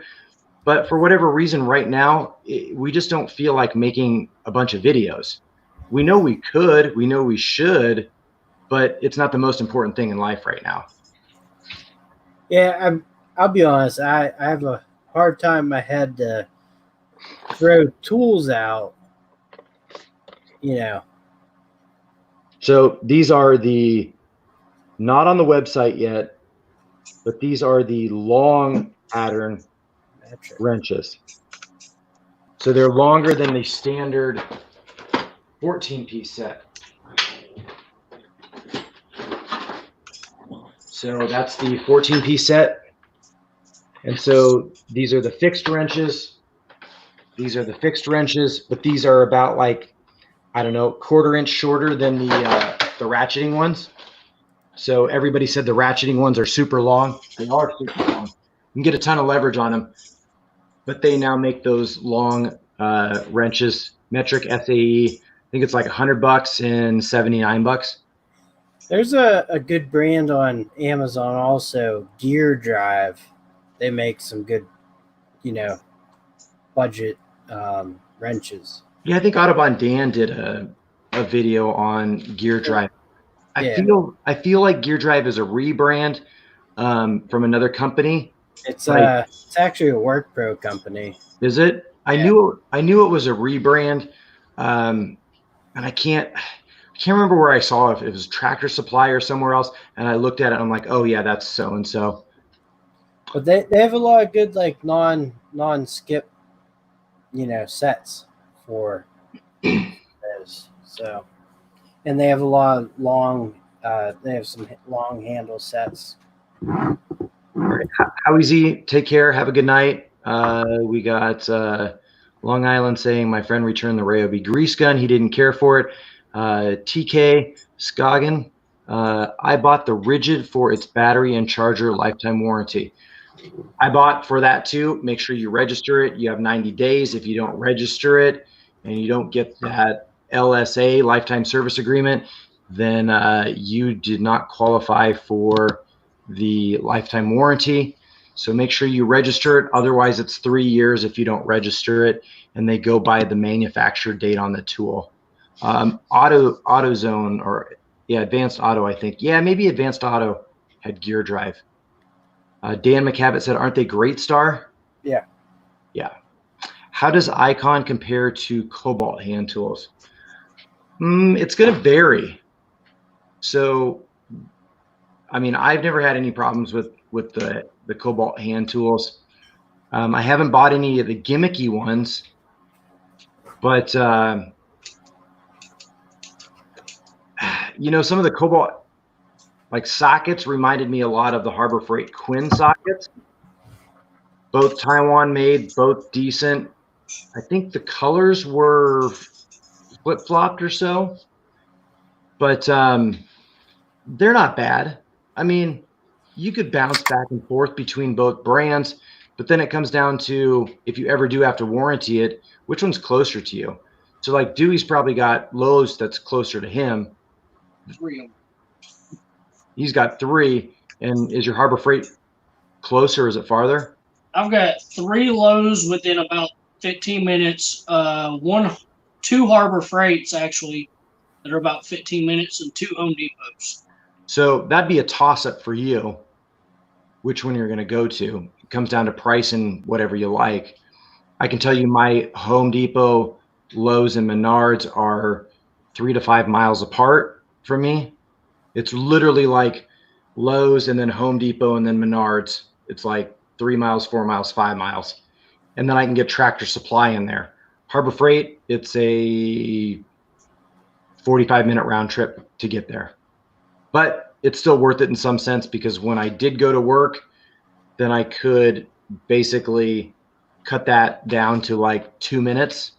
And then I'd go to work, go to Harbor Freight over lunch, and then come on home. Whoa, we got CP the Tool Addict, $1.99 super sticker. He either just joined or just got done with the live stream, or has been lurking. That boy, he's a sneaky guy. He'll just slip right in there, give you his 2 cents on tools. We love it. And yeah, thanks for joining us, CP. So I want to touch base. Tim Bryan asked about Cobalt tools. There's not really any tool that I don't like that I've got, other than like that flashlight, but I did not pay for it. It was actually free. And always buy stuff on sale or use a coupon. Whoa. KFC Franchises said, I don't know if any other Tractor Supply is doing the same thing, but mine is selling the 90-tooth gear wrench ratchets for $26. Huh. Wow. That's really interesting, because I want to break one of those. But I didn't want to spend it was like $40 for a single gear wrench ratchet on Amazon. And it was like, I mean, CP the Tool actually got me partway there, but I mean, $40 to just take one of the new gear wrench 90-tooth. I mean, yeah, couldn't do it. Speaking of which, what was the video you just did on the torque ratchet? Oh, the torque wrench. Yeah, yeah. So I cheaped out on that one. I bought the $10 Harbor Freight one to do that testing on. But pretty cool, results on that. Yeah, I was really surprised. So, I mean, some people were like, "Oh, it was out of spec," and I'm like, "Yeah. I mean, but you got to factor in, okay, like I wasn't pulling that for like a cert, because a cert machine would not be done with your hand pulling it. And if I was doing it, I probably would have had a rope and put a weight on it that would get me around the ranges that I was wanting to do for at home. But Yeah, it was still nonetheless. Ryan Peterson, $4.99. Thanks everyone for the great stream. Ryan, thanks for joining. We really do appreciate your super chat. $4.99 goes a long ways. He's a good guy. He's reached out to me on Instagram a bunch of times, and I hope he's just like anybody else. If you got something on your mind, I try to get and respond as best I can. Joss, the tool dude, first time on a live stream of yours, Client Graphics. Happy to be here. My closest Harbor Freight and Home Depot and Lowe's are about 20 minutes away. Yeah, so when you know, that's a toss-up. You got to find your brand. You got to see what you like and what's going to be closest to you. I know, like Brandon, he does a lot of pawn shops as well as some of his major stores. So I don't even know where there's a pawn shop where I live, but Home Depot and Lowe's are both about 20 minutes away from me, and then Harbor Freight's about 35 minutes. Nice. And another thing, if you're looking at a tool and you can't break away to go get it and you know you want it, buy online. Most of them have free shipment to your house. See, I always find, you said Lowe's? Lowe's does free shipping to your house. Yeah, that's what I hear. Every time I go on my mobile phone device, like it always wants to charge me like some kind of delivery fee, like they think I'm a job site. And I never, I don't know. It's not like I'm a technology guru, but I'm like, no, I don't. I think you're like trying to send out a truck, like a courier delivery for any time I try to order anything. Maybe it's just me. I don't know. It's not like Home Depot. Home Depot was so easy. I typed in the thing and they're like, do you want to check out as a guest? Like, I don't ever get that option. But I do like the home, like the pickup. Like I can do the pickup in store. It's kind of like junkyards though. Like you ask them if they have a part, they say yes. And you go out there to go pick it up, and they don't have it. Magically, it got stolen. You know, the 1990 Lincoln car, town car, driver's side window control got stolen overnight. We don't have it. For me, it was always the mass airflow sensor. I don't know. We had a problem on ours. We just burned that up like every 3 or 4 weeks or something like that. Well, my first vehicle was a 1990 Lincoln Town car that my uncle gave me, and like nothing really worked on it. I appreciated it though, and I drove it till it died. But the driver's side window, he like the thing broke, the control broke for it, so he just screwed in a screw to keep the window up. I called this junkyard. They said they had 2 of them. I drove about an hour to get there, and they're both stolen that night. BW's Electronics, $2 super chat. Got 2 Lowe's, Home Depot, Menards, and a Harbor Freight 20 minutes. It's a good selection. That sounds like you're somewhere here in the Midwest as well, because not a lot of people know what a Menards is, but I like it. One thing that I haven't bought at Menards, and I've been meaning to go back and do a video, is the Knipex section that they have. They have them, and the only other place I've seen them on is a tool truck or somebody's YouTube channel or ordering on Amazon. But their prices are pretty good if you like those kind of tools. Neil's probably going to pull out some tools. I told you all a while back, and I'm about to have a Menards about 30 minutes away. I mean, I'll be honest. These are the bee's knees in terms of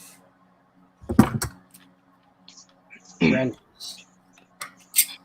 Yeah, so hipsters and hippies said, what I learned from the torque wrench video was that it's not a bad idea to work the tool to a desired, or work a tool at the desired setting a few times. Yeah, so when you actually go to have like a torque wrench validated and certified, they actually exercise the tool 6 times before they actually go through the cert testing.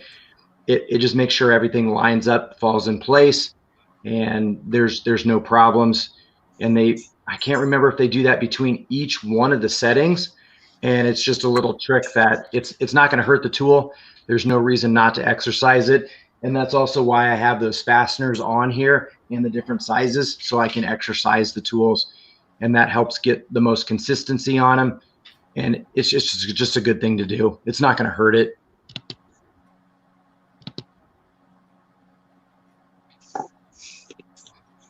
Let's see, we have no Menards here in Pennsylvania. So Neil, you probably have no Menards. No, and a little disappointing, but it's gonna save me a little bit of money in my wallet. So yeah, it's probably a true thing. It's just like Northern Tools. I think the stores are cool, but I'm happy to view other people enjoying them. Yeah, I want to get to a Northern Tool. It's sadly enough, it's only like 65 miles from me. I got there, I was really, really close. I was like within a mile, and then something came up and I didn't get a chance to make it there. Yeah, I've been wanting to go to Northern Tools too. I want to try some of the Clutch brand tools everybody talks about. Yeah, it's like a mix of Harbor Freight, but with also name brand tools. So exactly. So you can go there. A Northern Tool about 20 minutes. One of the cool things I like that they've got there is trailer hubs and bearings. A full selection from it. So if you ever got to rebuild it, you can go straight to there. Yeah, and they got socket singles that you can go for impact and chrome. They have a bigger selection on everything than Harbor Freight. TK Skagin says, well, first of all, he replaced his head gasket on a 94 Ranger that has 437,000 miles on it. Congratulations. But he said mechanic told him add 10% of torque for every 6-inch extension. But the video I saw, you weren't that far off on the foot-pounds. I would not add 10% for. That'd be excessive.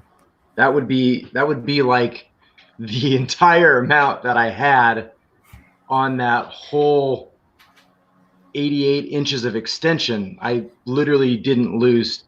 And I believe if you said, like, if you could find some way to make it straight, you would have lost like nothing. Nothing. Yeah, literally, if I would have had one solid 88-inch piece of metal and I could keep it dead on center, I theoretically wouldn't really lose anything.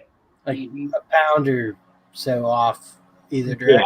Yeah. If that. Yeah, I might have been 1 to 3%, but pretty much not if it would have been a solid bar 88 inches long. I mean, and I'll be honest, I think you were lied to because a 6-inch extension is not long. You can keep that straight, and the power, I mean, I'm not a mechanic, but the power should transfer over. You don't really have to be a mechanic per se to understand the physics of a torque wrench. Like, that just goes back to basic mechanical engineering per se, or physics on how that works. So it's basically just math and science. Head bolts. I mean, if you're reusing the head bolts, I wouldn't do that, but maybe that's where you get the 10% on, because a lot of the head bolts I've used are all stretch bolts, and you're not ever supposed to reuse them. Yeah, torque to yield sucks. But I've known people that have reused them.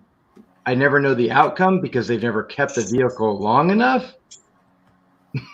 but they're like, why would I spend, God, sometimes a new set of head bolts can be like $50, $30 to $60. And it's like, I don't want to spend $60 on bolts.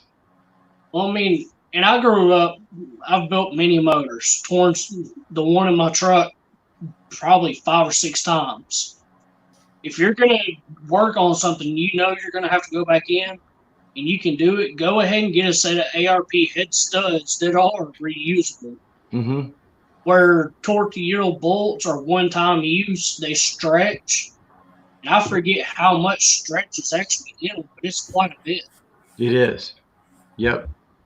So I would never recommend using them because you don't want to break one of those off and have to deal with the repercussions of it. You just don't. Yeah, it's never fun. It's not going to be a good time. Like, so here's a funny story. I won't make it very long, but Brandon, have you ever had to break out a tap and die set? A lot. Okay, so when you break out your tap and die set, are you in a good situation when you have to do that? Nope. No. It's not the best time of your life. Would you agree? Yep. So if you're already not in the best time of your life, you know you're spending more time in it, can you afford to buy and use a cheap, crappy tap and die set and have that fail on you? You know what? When it comes to tap and dies, I have a lot of machinist ones, but I have actually used the cheap Harbor Freight ones. It's how you use them. You got to lubricate them. You got to turn them in, turn them back out some, turn them back in. If you carefully do it, you ain't going to break them as easy as it's when you force them in and all the shavings are going down to the bottom and you're just pushing up against those shavings. That's why you turn them back out some to. I mean, mine are like I have for taps, mostly for like electrical outlets and stuff. Sometimes a screw gets stuck in there. You got to drill them out and then kind of re-tap to a little bigger size for outlets and switches and stuff. I have a Greenlee set, and people are like, I asked the question one night. I'm like, have you guys had any luck with running taps in impacts and stuff? And oh, you can't do that with taps. I'm like, well, why do they have the quick connect into the impact then? Like, that's what they're, and they're like, oh, you mean those kind? Hipsters and hippies, seeing a tap and die in someone's hand means that whatever I was going to say or ask them can wait till later. Yeah, that is true. That's very true. But yeah. Yep, true story. Yeah. I don't know. I've been fortunate enough that I've had enough of my dad's older stuff and Craftsman USA tap and die that I've not broken the ones or twos that I have, and they've continued to last me. Used one, just in the last month. Kids knocked over the air compressor, broke off the air inlet into the valves or where all the gauges are, and thought I was gonna have to trash it, but got out the taps and dies and drilled it out, tapped it out, got some thread sealer and handle it like a boss. Yep, got lucky. I really wanted a new air compressor. That's on the AC, right? That's a video you did. Instagram. Was that on Instagram? Yeah, I did an Instagram on it. That's the one thing that I started to do. So like everything that I do or fix along the day or the week, I try to make some content towards it. And so 50 to 90% of my content right now is actually an Instagram. So I've been doing stuff every other day or daily or something like that. But it's just for fun. It's like, well, I did this, I might as well not waste it. Well, it like I have seen the benefits of Instagram where like if you want to put something up there to reach people quickly, it's a good, easy way to do that. Like if you're doing a project where you don't have the time to set up cameras and angles and film the whole video, you can do a few steps of that. Well, you can also use it to put like a sneak peek of the video that you're about to release, and that kind of helps some too. I will say, I think my traffic on my channel is 0% from Instagram. I don't. But that's okay. It's just a different platform. That's all. I don't fully understand all the Instagram stuff. I just post stuff on there. Yeah, Audubon Dan's a champ.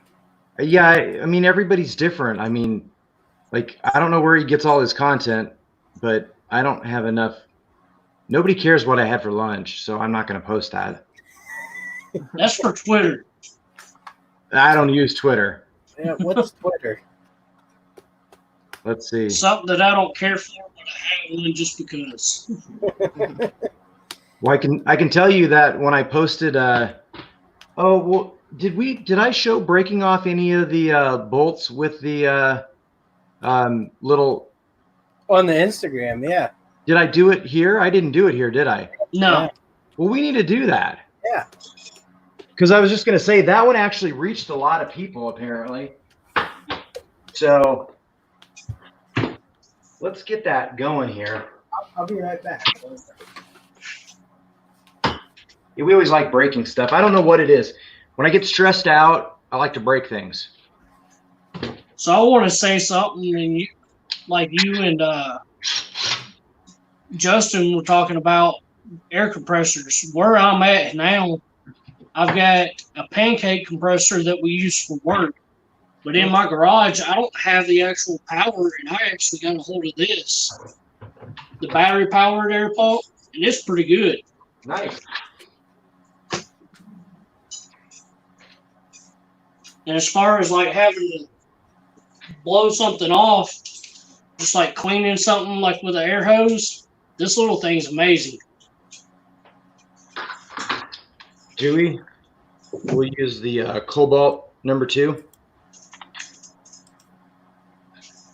These are a good deal. I think I bought it with a set. It was like $12. So I got the whole 18 pack of those. They're S2 steel, so they're good stuff. And I got that whole bit set with it, which is cheaper than if I would buy like the Milwaukee or the Milwaukee I'll be set. right back, y'all. The Milwaukee set of that is like almost $9-10. Oh, Chris, you have a Steelman ratchet, right? I do. Yes. So I bought their Precision. screwdrivers, and I had a set of WIA ones, and I will say these are Top notch. These are a lot better than the WIAs I had. Really? Honestly. Yeah, like the WIAs had like a solid plastic body, and it kind of it had some imperfections in places where your fingers would rub on, but these work great, and the tips are 10 times better, and the actual, like the WIAs would bend, like you could bend them. These bend, but like a lot more rigid. We got Tark joining us tonight. Tark, what's up? How's it going, buddy? What's going, Tark? Sorry, my wife didn't get a chance to join us, and I don't think she's even creeping in the chat, but you're one of her favorites. Let's see, Power Torque. I believe that's the O'Reilly's house brand. But here was the Tapcon. And that's, again, going into the white oak, which is super dense. This sucker has been probably in the garage dried out for 3-4 years. It's so dry. I'd love to burn it. Oh, I think it'd put itself out. That's how dense it is. It's unfreaking believable. So there's the Tapcon.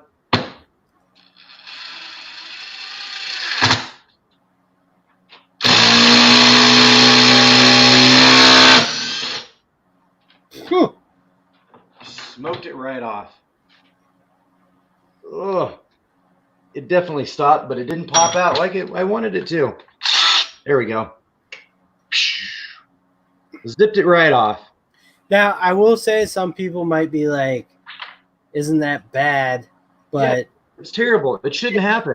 It's just a test. And Chris is, it's like a, well, I was really surprised because I've broken bolts before, but I figured, you know what? I don't have any concrete cinder blocks, but I know that this is, like I said, it's super hard. It's hard like concrete. So I'm like, you know what? I'll mimic concrete, and I was shocked when it just stripped right out. I'm like, ooh, I haven't stripped a screw in a long time. And I'll be 100% honest from my standpoint. You know, I have seen other people do tool tests where they drill tap cons into wood, and it drives me nuts. But I know that your wood is the right wood for, if you're going to put a tap con into wood, that would be it. Yeah, so let me try it in like a 2x4 before I break all of them, because these things aren't cheap either. Yeah, that's true.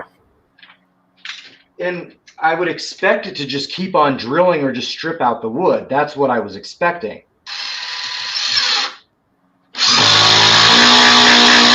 Yeah, that's what I expected. Just drilled right through and kept on going until I rounded off my bit and it couldn't reach. That's what I would expect to happen. You know, it would be a cool test, Chris, and just a suggestion, but to do a Phillips head tap con.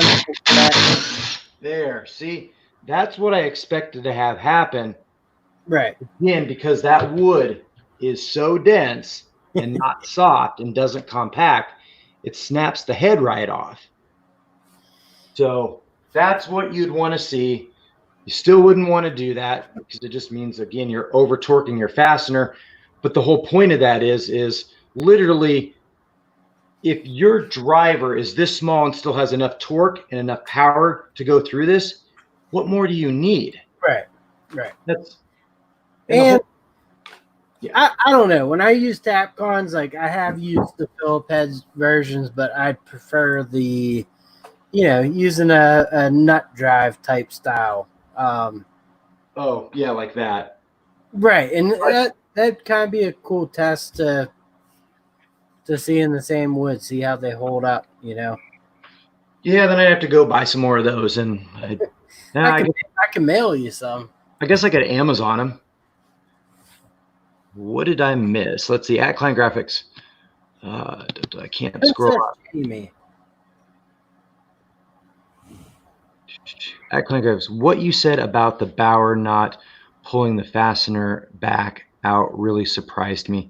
Yeah, but it really happened on a lot of them. So part of it is the fact that, again, this wood's so hard, and it basically, like, I don't know how to describe it.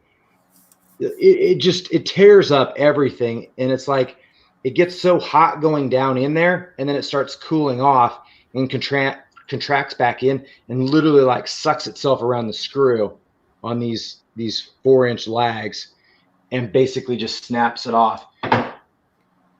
And that's where I meant to do a video on all my impact drivers, and that was going to be one of the tests.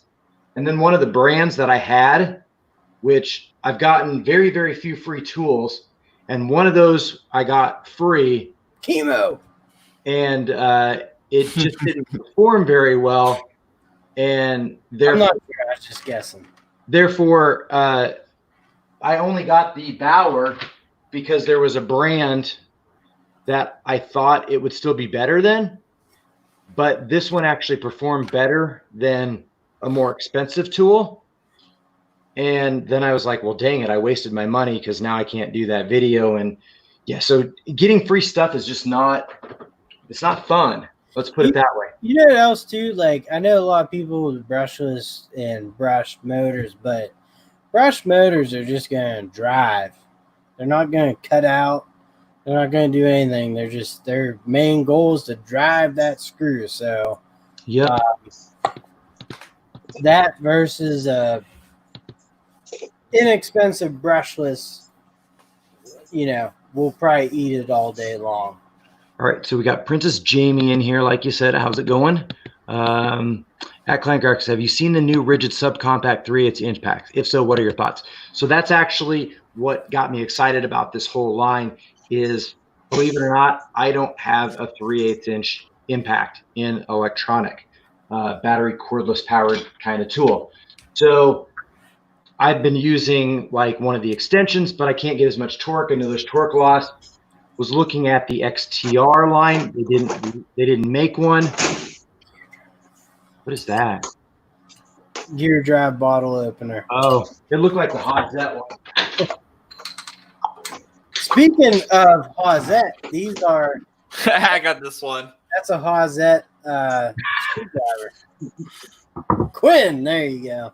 So, yeah, I did look at it. That's what first got me excited. My store doesn't have the 3/8 impact in, but I did order it because I have, again, a bunch of other Ridgid stuff.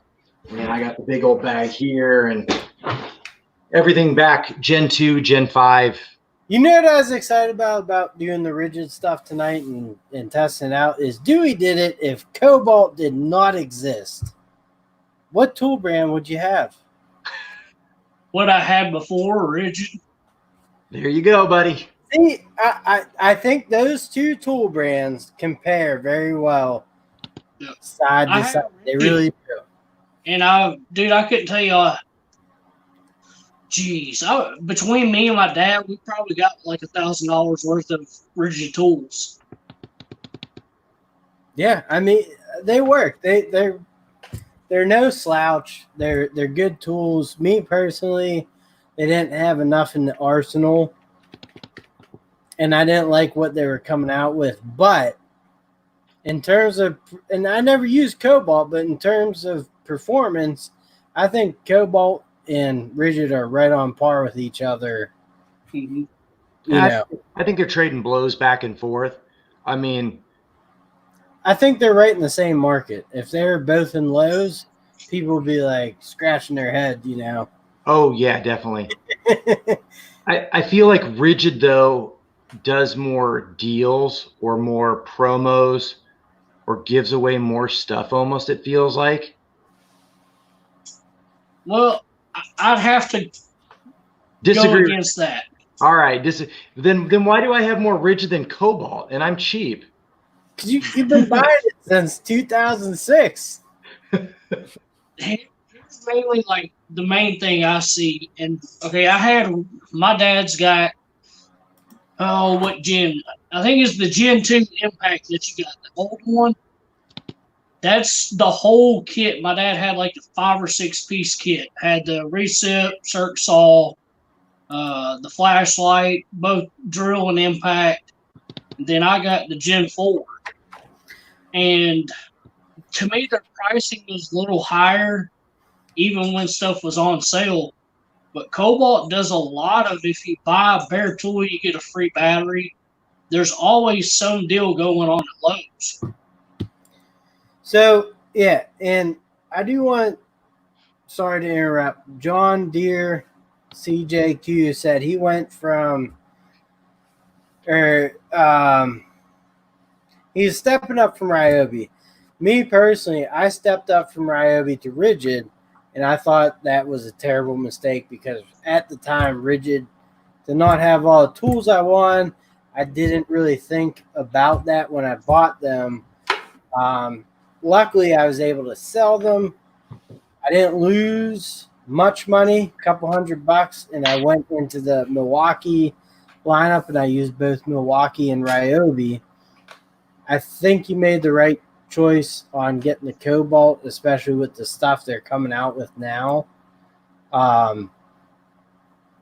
Ridgid, they have this SubCompact stuff, which I think is a great addition. I think my biggest thing with Ridgid was they kept making like bigger tools, bulky, like the Octane stuff was just like, here's a tool that fits a bunch of different heads, and it's like, that's not what I want. Like I want, and their 12 volt drill and impact are very good. They're not bad. Like they're usable tools. It'd be interesting to see those up against those SubCompact ones. Just for mindset value, I guess. But, I will say this about Ridgid. They have the best. The 12 volt oscillating tool is the best oscillating tool I've ever used. I've used the Fine. I've used the Milwaukees, the Ryobis. all of the Ridgid 12-volt one is the best. Unless you can pick up that in one of their kits for super cheap, then it makes it all worth it. But I gotta go with the Ridgid 12-volt. Words for it. If you compare this side by side, now think about this. Shervon makes the stuff for Cobalt and Skill. They are almost spitting image tools. Absolutely. Yep. And this, for what I've used with it, and this one came in that 6-piece toolkit that I got for 112. First off, $112 for this recips, no, a one-handed recip, a drill, an impact. What else came in that kit? I don't remember. But either way, $112, if you can even come across any of those, I can't even complain just for the price of this alone. Yeah, that was my point, Neil. Like, if you could get that for $112 and those extra tools and 2 batteries and a charger, that hands down wins. No, I don't think so. I For the price. really don't, because the Ridgid 12-volt tool, you know, when I bought it, it was the oscillating tool, but you had the body where you could put all the different heads on it, right? Yeah. And you can buy the 4 amp hour batteries, 2 amp hour batteries. They last long for what I need them for. And that tool took the abuse. It never quit. It never died. The Ridgid 18-volt oscillating tool would cut out like after 5 minutes of hard work. 12-volt would. Now, I will say I do like the quick change on the Cobalt, judging by how it is, as opposed to the Ridgid. Sometimes the Ridgid was a little goofy, but it still worked. It was a quick change. Yeah, you got. Yeah, that quick change would be nice, because I know I have a cheap corded, like $20 jobby, and the hex nut on it always comes undone. So as long as the quick change is always going to work, that definitely is a good selling point. Let me get through a couple comments here. Ryan Peterson, any recommendations on digital calipers? You've used them in your video. I've used the Harbor Freight ones. You know, they're good down to like 1 to 2 microns, or 1 to 2 thou, give or take. And so that's good enough for me. Duey looks like he's got a nice expensive one there. This one's actually a cheap Amazon Perceiver for like $20. So if it's within a couple thou, it's pretty good. I suspect Josh, the tool dude, I suspect Cobalt will have a 3/8 in the XTR line soon enough. So there is one. It's just not here yet. If their launch is supposed to be now, then I would have expected to be here. But again, you know, we can't say what happened with COVID and all that stuff. So it's on the docket. I would expect one to be here in the next 1 to 6 months or something like that. So I want to add to that right quick. Cobalt has 2 new tools that still has not been introduced per like picture. I've got pictures of both of them from leak photos. One is the right angle 3/8 impact. Yep, like, I've seen that. That's amazing. I've got the pricing of it. I've got specs on it. And then they have a right angle drill that is coming out right beside it. Those should be coming out, I think, June or July. It was the due date, but all this may have pushed that further back. Yep, we'll have to see. But yeah, I mean, a lot of new tools coming from Cobalt. XTR line, what I've tested so far, pretty good. Like it, no complaints. Josh the Tool Dude, 3/8 for Ridgid stubby is on back order until the 28th. He'll ask his Ridgid contact. So yep, it is. Mine still said delivery by May 6th or 8th or something like that. So that's when I'm expecting to get mine. And I'm expecting to see a bunch of people that got it for free review it before I did. So yes, love the fact that people get free stuff and review it. I want to see how the 3/8 impact Milwaukee does against the Hercules one. Yeah, I saw that. That would be kind of interesting. I think the Hercules one, that's probably that, 12-volt one. I think that will do around 1,200 inch-pounds, which is right around 100 foot-pounds. Yeah, you know, The Harbor Freight cordless tools are not bad, but a lot left to be desired, or they leave you wanting more. Yeah, it's an interesting line. More refinement, more finishment. I would like to see. I get the a la carte, but I don't agree with that. Like, if I want to buy into a tool lineup, I want a bunch of tools, some batteries, and a charger. I don't want to pay $120 for a cordless screwdriver. That's Or just that, or that's going to die in 91 days. Right. Because that'd never be fun. Does Ridgid have a good 7.5 circular saw? I need to buy a bundle pack. It ain't the best. I did not like the Ridgid circular saw. Wasn't bad, and I can use either righty or lefty, but I prefer lefty. But it's heavy. It is heavy. The Ridgid one. I like my Bosch one. I mean, I can cut through 40 to 60 2x4s on a 4 amp hour battery, no problem. So this here, the Cobalt, this one is 6.5 inch. The way they designed it with its low profile can cut just as deep as a 7.5 inch. But the new Cobalt XTR is a 7.5 inch with built-in dust collection. There's another new feature I can't remember right off the top of my head, but it's got all kinds of neat creature comforts in there. But everybody's biggest gripe is it's a right side blade. And like I said, that doesn't bother me. You can always figure out your configuration. That's not a big deal. But I do prefer,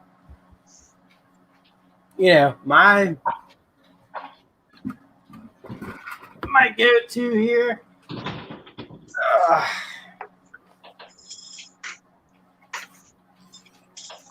I'm gonna weigh mine. So this is the Bosch one. This thing's easily over 10 pounds.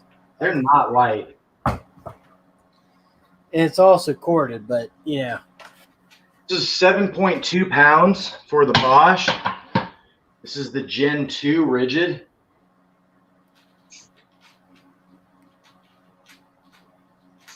Well, 7.1 pounds.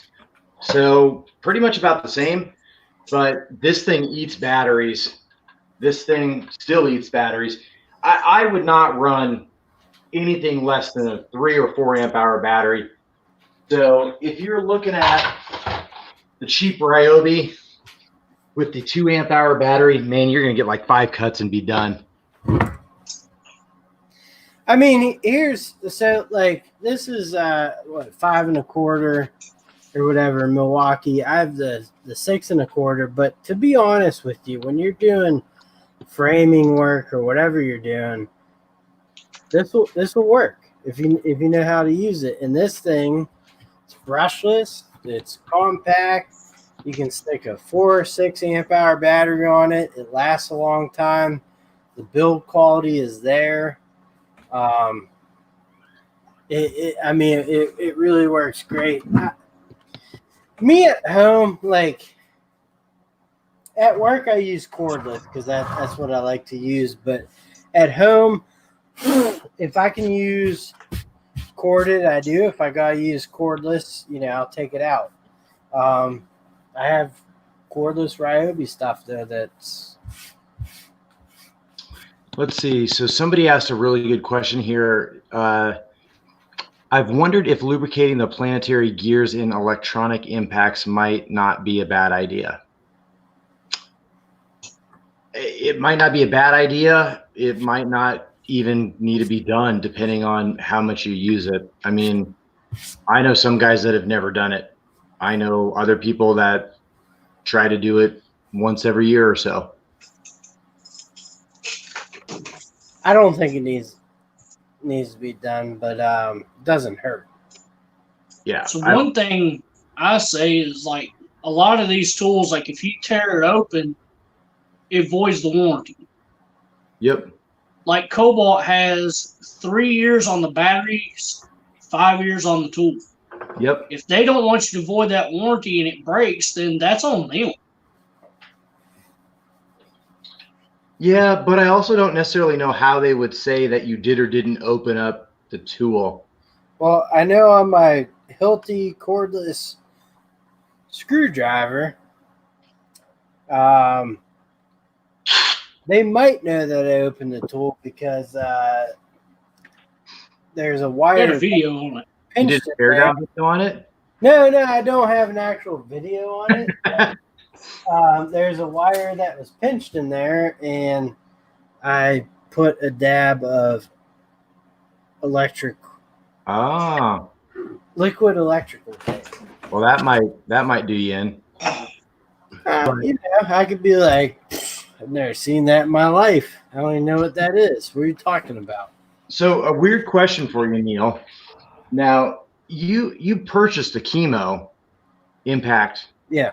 Did yours come with a tube of grease or lube? Yes. So that's the only tool I've ever had that came with a tube of lube. And it was well lubed inside when I tore it apart. Like, it was extremely well lubed. So it's a well-made, well-designed machine. It might not do what some of us professionals would think it would do, but as a homeowner, and that's exactly what it's geared for, works just fine. Yeah, it will do more, and especially, I'm sure with homeowners, they'll open that up and be like, what the hell is that lube for, and throw it away. Yep. But it's nice that it comes with it, you know? And actually, when I first got it, Duey did it, and I were talking about it, and he said that you said that it's spec to industrial, right? Yeah. So we're for a Japanese company, and the Japanese rebuild a lot of their stuff. And I think it's a lot of the way they're custom to working on stuff and maintaining it. And that's really about what I could see in the industrial setting. You just rebuild stuff and keep on using it. Yeah. I want to say, Tarek, you're right. I threw out a number there. And also on the chemo, I don't know. I didn't realize this until someone posted in my comments, but professional is spelled wrong on the side, and that's all they noticed for the rest of the video. Do you have yours readily available? Oh, yeah, sure, I do. Now, let's see how they spell professional on the side of that.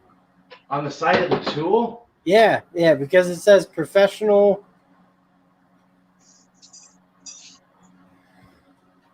Is it spelled correctly? Professional. No. Right? I think that's spelled right to me. Okay, all right. Last I checked, I mean, Hooked on Phonics didn't work for me, but Google Translate will tell me everything. Professional. How is it spelled again? Professional. It's spelled 100% correct. Yeah, that's correct. All right, that's right. Maybe yours is spelled wrong, or maybe mine is spelled wrong. I got to pull it out, but that's funny. Nope, they didn't mess that up. I mean, it's not a bad tool. It definitely isn't, and actually the insides of it are nice, but it's not overwhelming. It's not something that I personally would be like, I gotta have this. Let's see. TK Scoggin, maybe it's time to follow Duey Did It and buy Cobalt. Maybe Duey wants to put his channel link in the comments so people could follow him. It probably is in the description of the video too. I thought I was really good about that for. And Brandon linked everyone in? Yeah. Let's see. We have John Deere ECJQ. I own a small engine shop and farm. I also have started power tool repair, so we do a little of everything. So I need a vast quantity of tools that are medium to heavy duty and very affordable batteries. I think that I don't think it doesn't matter where you're at. I think that's what everybody wants. I was originally going to jump straight to Milwaukee, but realized due to cost, I would have a very limited number of tools and batteries. I think I do agree with that as well. I don't run any Milwaukee. I don't know if it's just due to price or whatnot. I mean, I've actually never had to use any warranty for any of my Ridgid tools other than the battery warranty. And it was simply they shipped me out 2 new batteries. I put the old batteries in the box and it was sent back to them. Let's see, Cobalt, again, good stuff. Batteries are cheap, $50 for the 4 amp hour battery. They do have a 4-port charger. Duey has one of those. Yeah, that's one thing Ridgid lacks is they only have a 2-port. But I think the European brand has a 4 one, but I could be wrong. But I mean, you know, like even Ryobi has a 6-gang. Yeah. You know what I mean? Like that's why I like Ryobi, is it, you know, for what I do, apartment maintenance, it works. And to have a 6-gang charger where you can throw 6 batteries in at the end of the day or whatever, and they have, I think, up to 9 amp hour. I think they're working on 12. HP is involved, you know. That's a lot. I wouldn't want to lug around that big of a battery unless I was like sitting or using. I do videos where I'm using like 1.5, 2 amp hour batteries. Like people are like, stick a 6 amp hour battery on that. You'll really see the balls that thing has. And it's like, I don't need it. Like it works for me. It's good.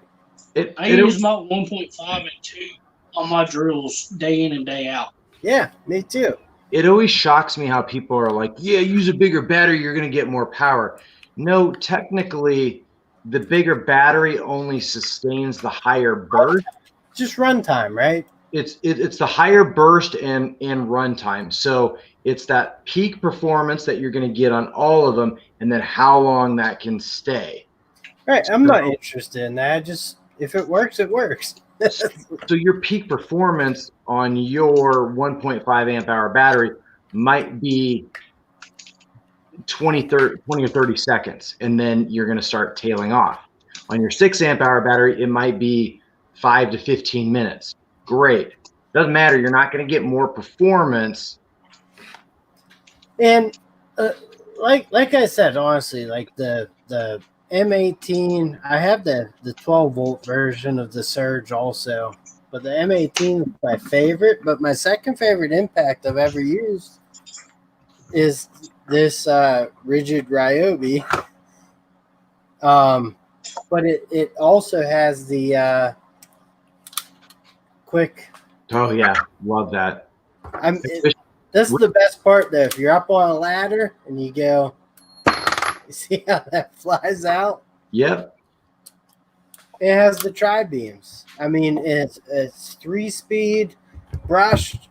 It's about, I think it's $80, $70, somewhere in that price range, but it's great.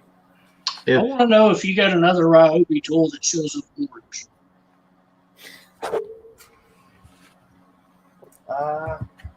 Another Ryobi tool that what? That one he's got showing up orange, but is it just that tool or what's up with that? Oh, here. Oh, no. Look at his hat. His hat's doing weird things. Yeah. Well, the hat, there we go. It's got his green screen on. Is that what it is? Yeah, you got to go to your settings. Go where it says cam/mic and go see over until you see green screen. God, you don't have to embarrass me so much. Cam, green screen. Sure. Yeah. Oh, my God. That's awesome. Whoa, life's normal. Hey, show that tool again. Hey. Yeah, it's green now. That's awesome. So yes, now you. Oh, let's see. We got I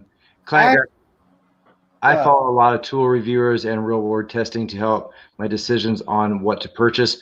I will say I am surprised the Milwaukee 3/8 ratchet test when it failed at 300 foot-pounds.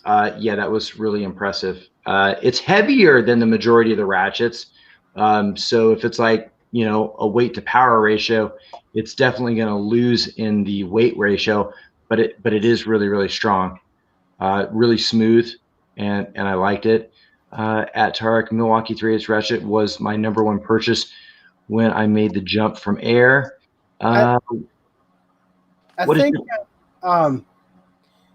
if I could real quick, I think like Milwaukee does spend a lot of time making good quality hand tools when, you know, and it's a slow go, but I think they're doing a decent job. Like, they're not just running out a whole platform of pipe wrenches or sockets or this or that. They're taking their time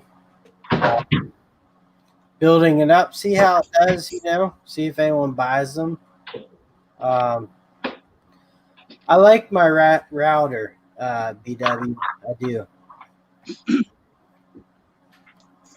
So John Deere, he says he's looking into the XTR. Look at mine and Chris's video where we compared the XTR impact drill and recip. Duey did it. Do you run Cobalt tools? Nope. Didn't think so. He just buys them, shows them on the back, and that's it. He's just a tool influencer, that's all.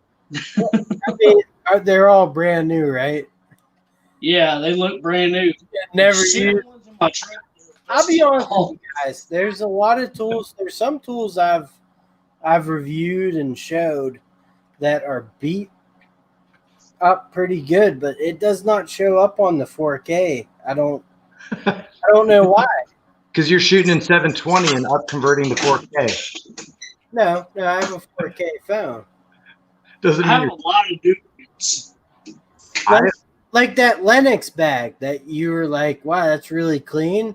It's dirty. Like, it really is dirty. But I think it was the light shining on the white that just made it white, you know?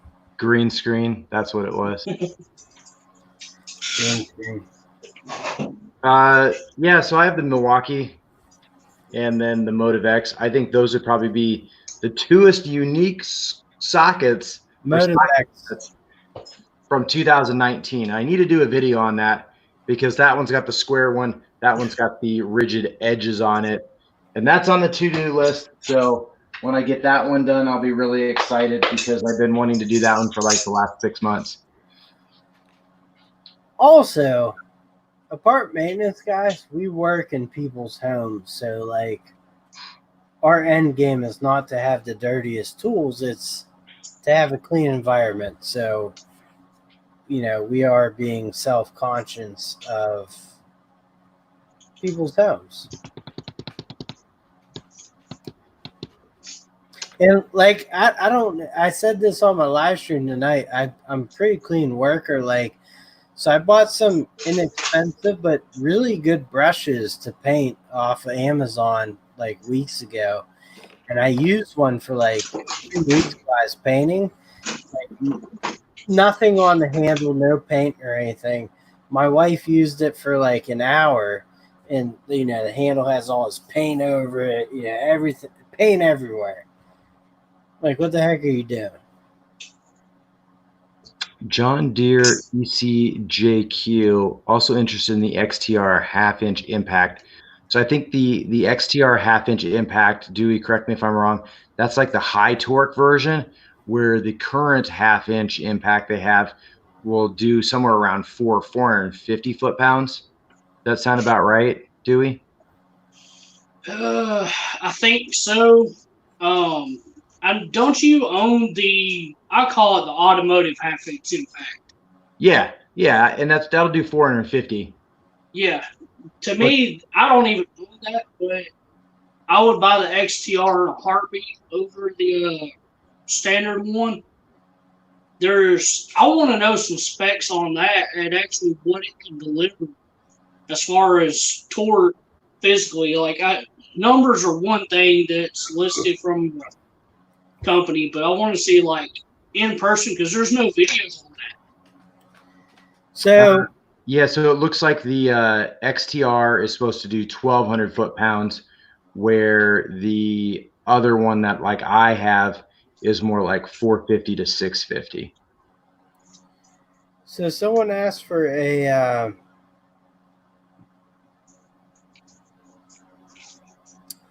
recommendation for a good DIY battery operated polisher. I will show. Bauer. You could get Bauer, or I just purchased this on Amazon. It comes with two 2-amp hour batteries. It's it's called HUEPAR. It's $100. It comes with all this stuff. So if people say I have a problem, Neil, I think I just do more videos than you do. Well, you do more better videos than that. Oh, no, there's not more better. It's just there's more refined. Mine are very rough cut, you know. But you're like, oh, I have that right here. It's ordered. I'm like, I don't have anything ordered except for the Ridgid 3/8. Oh, well, I do have that toolbox that I'm supposed to get at some point in time. But is it Milwaukee, or would we go? It's something that we'll just have to wait till it gets here. I'm gonna guess Techiton, but we'll wait and see. You know. No, it's something from Harbor Freight. Dang. Did you get an Icon box? I shots could be fired and stuff like that. So we'll have to wait and see. I can tell you it's green and black. See, I can say that I will go for battle with anyone that buys their own tools to review. I can tell you that I am making a video on just that. So I have an intro to what to expect when you're expecting something that you purchased at Harbor Freight and all the trials and tribulations that go along with it. So like you get a special phone number on your receipt so you can call to check on your purchases. But when you call to check on your purchases, they're like, we're going to search the log. And you're like, what's the log? And you're like, I don't know what the log is, but tell me where my thing's at. And then they're like, well, what store did you purchase it at? And I'm like, the same store I purchased everything at. And then they're like, well, can you get the store number? And I'm like, nobody's ever asked me for the store number before. So like, there's these things that, you know, people do a video and they're like, this showed up on my doorstep. I talked to the Icon team. It's like, no, I didn't talk to the Icon team. I talked to the person that picks up the phone call, and that's their job. And they may not have all the information and they may not want to find all the information, but I spent a couple $1,000 or more with you, and I want to know where my stuff is at. And the other thing too is, you know, when you're getting ready to review these products, it's money out of your pocket. Right. You know, and like that's where, people kind of, sometimes I get a little upset people when I review cheap tools, and it's like, hey, I paid for it. I'm reviewing it. And that's another reason why companies don't talk to me too. It's because right, when you pay for something with your own money, you can say whatever you want about it. Like there's no strings attached to that. Well, a good thing is the Chemo Impact Driver. My video, I think, is still pretty well up there, but the person that gave it the best review, I think, might be on the top of the list in terms of searching. Last I checked. Could be. I mean, but do they physically announce that they were given? Yeah, they do, don't they? I don't know. I'm just saying it's kind of weird that I bought the Chemo to review it early because they are a popular product on Amazon. And, yeah. Yeah, they come up in the searches very quickly, and I was like, hey, this would be, to me, I was like, they get good reviews. That'd be something cool to review. It's brushless, impact, professional, this and that, and it is made well. It performs well, but I think my opinions on it weren't positive enough. But the person that has the best search results on it, his were, wonderful products. So rainbows and unicorns. Yeah, and like I said, not a bad product, but I don't think it's that product. That's because you just didn't take lag bolts and drill them into a stump. I guess I gotta go that route the next time. Yeah. Then. I mean, you just got to start driving down the street and being like, are they cutting down that tree? Ooh, I want that stump so I can drill lag bolts in it. Or I can just go outside, cut down a tree, and then start drilling lag bolts into it. You can get a chainsaw from your favorite manufacturer that will give you one, and then do a review on it and use that. There's another channel. I'm not going to name names, but they claim to do remodels on interiors of homes, but I'm about 90% convinced that they find new construction homes, walk in on them, and just say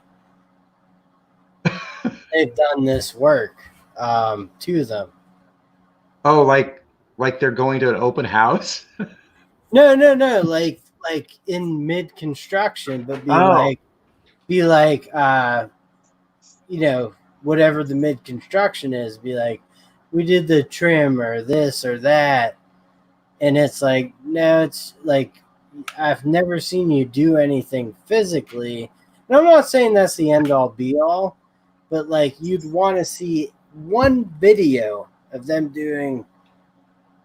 Interesting. You'll have to send me that channel. I'd love to see that. Yeah, I'll definitely. It's a great. If you're a few beers deep, it's a great channel to watch. There's some good stuff out there. I mean, I don't know. Brandon likes to do certain videos that I really like, and he's like, those aren't my popular videos, and I like to watch them. Yeah. I mean, their go-kart riding videos don't get that much views. For whatever reason, I like to watch those. But here's the one thing, Brandon, in the long run, because you do a lot of different things, right? Like in that the plasma cutter. Like I always say this, Wrangler Star does those cheapest Amazon or they ain't good. I thought that video like rivaled any of those of his. Yeah, that one's doing good, actually. I thought it was a great video. So, like, you have to remember that some of our videos that we do, like your repair videos and stuff, they might not produce now, but down the line, people will be looking, for certain repair videos. So, as much as people tell me, like, I want to see more repair videos, this and that, and I'm like, they don't get views, but, down the line, they will get views because people want to see that repair. So you keep just, Or, Brandon, you don't have to reinvent the wheel. You can do this.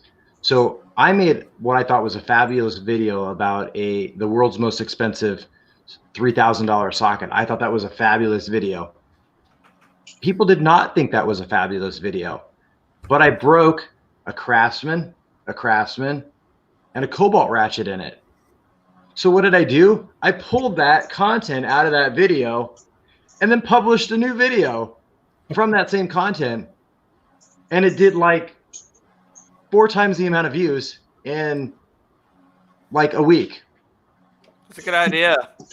So if you find that your plasma cutter is doing well, there's no reason not to do the same thing over again with new material and retitle it just as like what Neil said, but do it in something that's like the cheapest plasma cutter that you can't get anymore. Right. Yeah. But Well, that's the truth. I mean, like the repair videos and stuff you do, they will catch up in time because there's a lot of videos I did previously, and you know, every once in a while you get a comment back on them, and you go back to respond, and you're like, you know, sometimes I've been amazed at like how many views that video has gotten, and I didn't, you know. But yeah, I mean, you kind of got to cater to what people want to watch, right? That's what it's all about. Right. Yes, Ryan and Hipsters and Hippies, it's green with black accents, and I'll leave it at that. You just have to wait for the video. Matco. It's not Matco. It's Monster. Cobalt. But like it's the same thing. So like Duey, he might be being like, oh, I got to wait for something new to come out. But actually, there's a cult-like following with Cobalt, and he literally could review each product individually that he has. To the fullest. And people would watch that. And I'm working on that. Duey, if you did that, you'd pass me up in like a week. I mean, like, people want to see Cobalt reviews. They do. And like, you know, from someone that uses them, puts them through their paces every day, and that's definitely you. Yep. Like 100%. I've put the most mileage on tools right now. The very first, and I'll go ahead and say this, I have 2 of these impacts. One that I use as a daily, it's all beat and scratched up. See? I've got a drill that's beat and scratched up. I've got the 2-handed recip saw. You just saw it a little while ago. I've cut drywall, 2x4s, trees, all kinds of stuff with it. The circ saw, I've abused the fire out of it. And the oscillating multi-tool. I can actually say I've put them to good use and can give a good review on it. Yeah. Some of this stuff I've got like this. I've used it and aired up 6 tires. And it works great. I don't have an air compressor, and all I got to do is set in what PSI I want, walk away, come back. It's aired up to what I wanted. And that's a Instagram, or that's a video. Like, I did see one where one of my buddies had the M12 Milwaukee tire inflator, and they used it on a, you know, like a heavy, big front loader, you know, to pump up all their tires, and it worked. But like, that's a good Instagram post. That's what people want to see. They do. Yep, and there's a lot of times I look at old repair videos to learn how to do something, even something 4 years old. Yeah, it doesn't matter, because sometimes once there's something out there, need it when you need it. You never know when it's going to be. So what are you guys, just as a question on the coronavirus, I mean, we all don't hop on YouTube to watch tool reviews all the time. What is the dirty little secret that we might enjoy watching that's not tool related, I guess? Oh, I always watch Key and Peele. Key and Peele? I don't know why. I like that stuff. I've been too busy to watch too much television right now. Oh, it's not television. It's on YouTube. Really? Yeah, just Key and Peele. Whenever they come out with a new one. So, like, right there. Wait. What? Oh, my gosh. Neil's right below that. That's terrible. So, that's the one. And then I'll probably have to watch Neil next.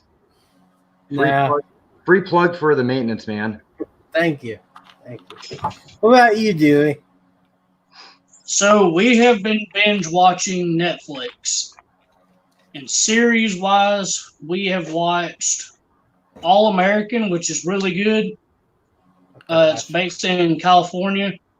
We've started another one called Outer Banks. It's based in North Carolina, I think, or Virginia, West Virginia, something like that. And then we like Station 19, 911, shows like that. Well, what about on YouTube? Like, is there any, like, I guess, odd, like there's two channels I've been watching. One are it's called something exploring with Cappy. It's like a 20-year-old kid goes out, he finds abandoned houses, walks through them.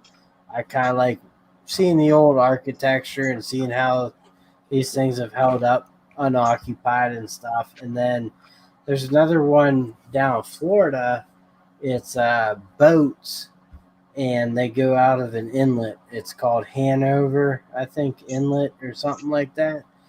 And some of the, I mean, there's like 4 channels I watch of boats just going out in the ocean trying to go out. Some of them make it, some of them turn around, some of them don't, but it's fun content. So is there anything like weird on YouTube that, you know, like that you watch? Or So content I mainly watch, and there's probably a good hour or 2 that I'll watch videos in a day if I can.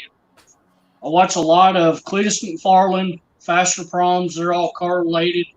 yeah, one of the odd stuff I'll watch is like reptile snake videos and stuff like that. I can't even think of the names, but they're like snake handlers and stuff like that. It's just something that piques your interest. That's cool. We got done watching The Devs, I think it was, on Hulu.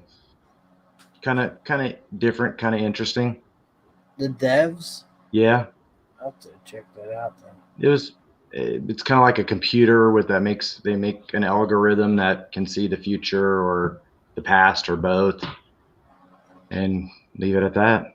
But yeah, we got a lot of people leaving. We've been streaming for way too long. Unbelievable how long this 4 hours.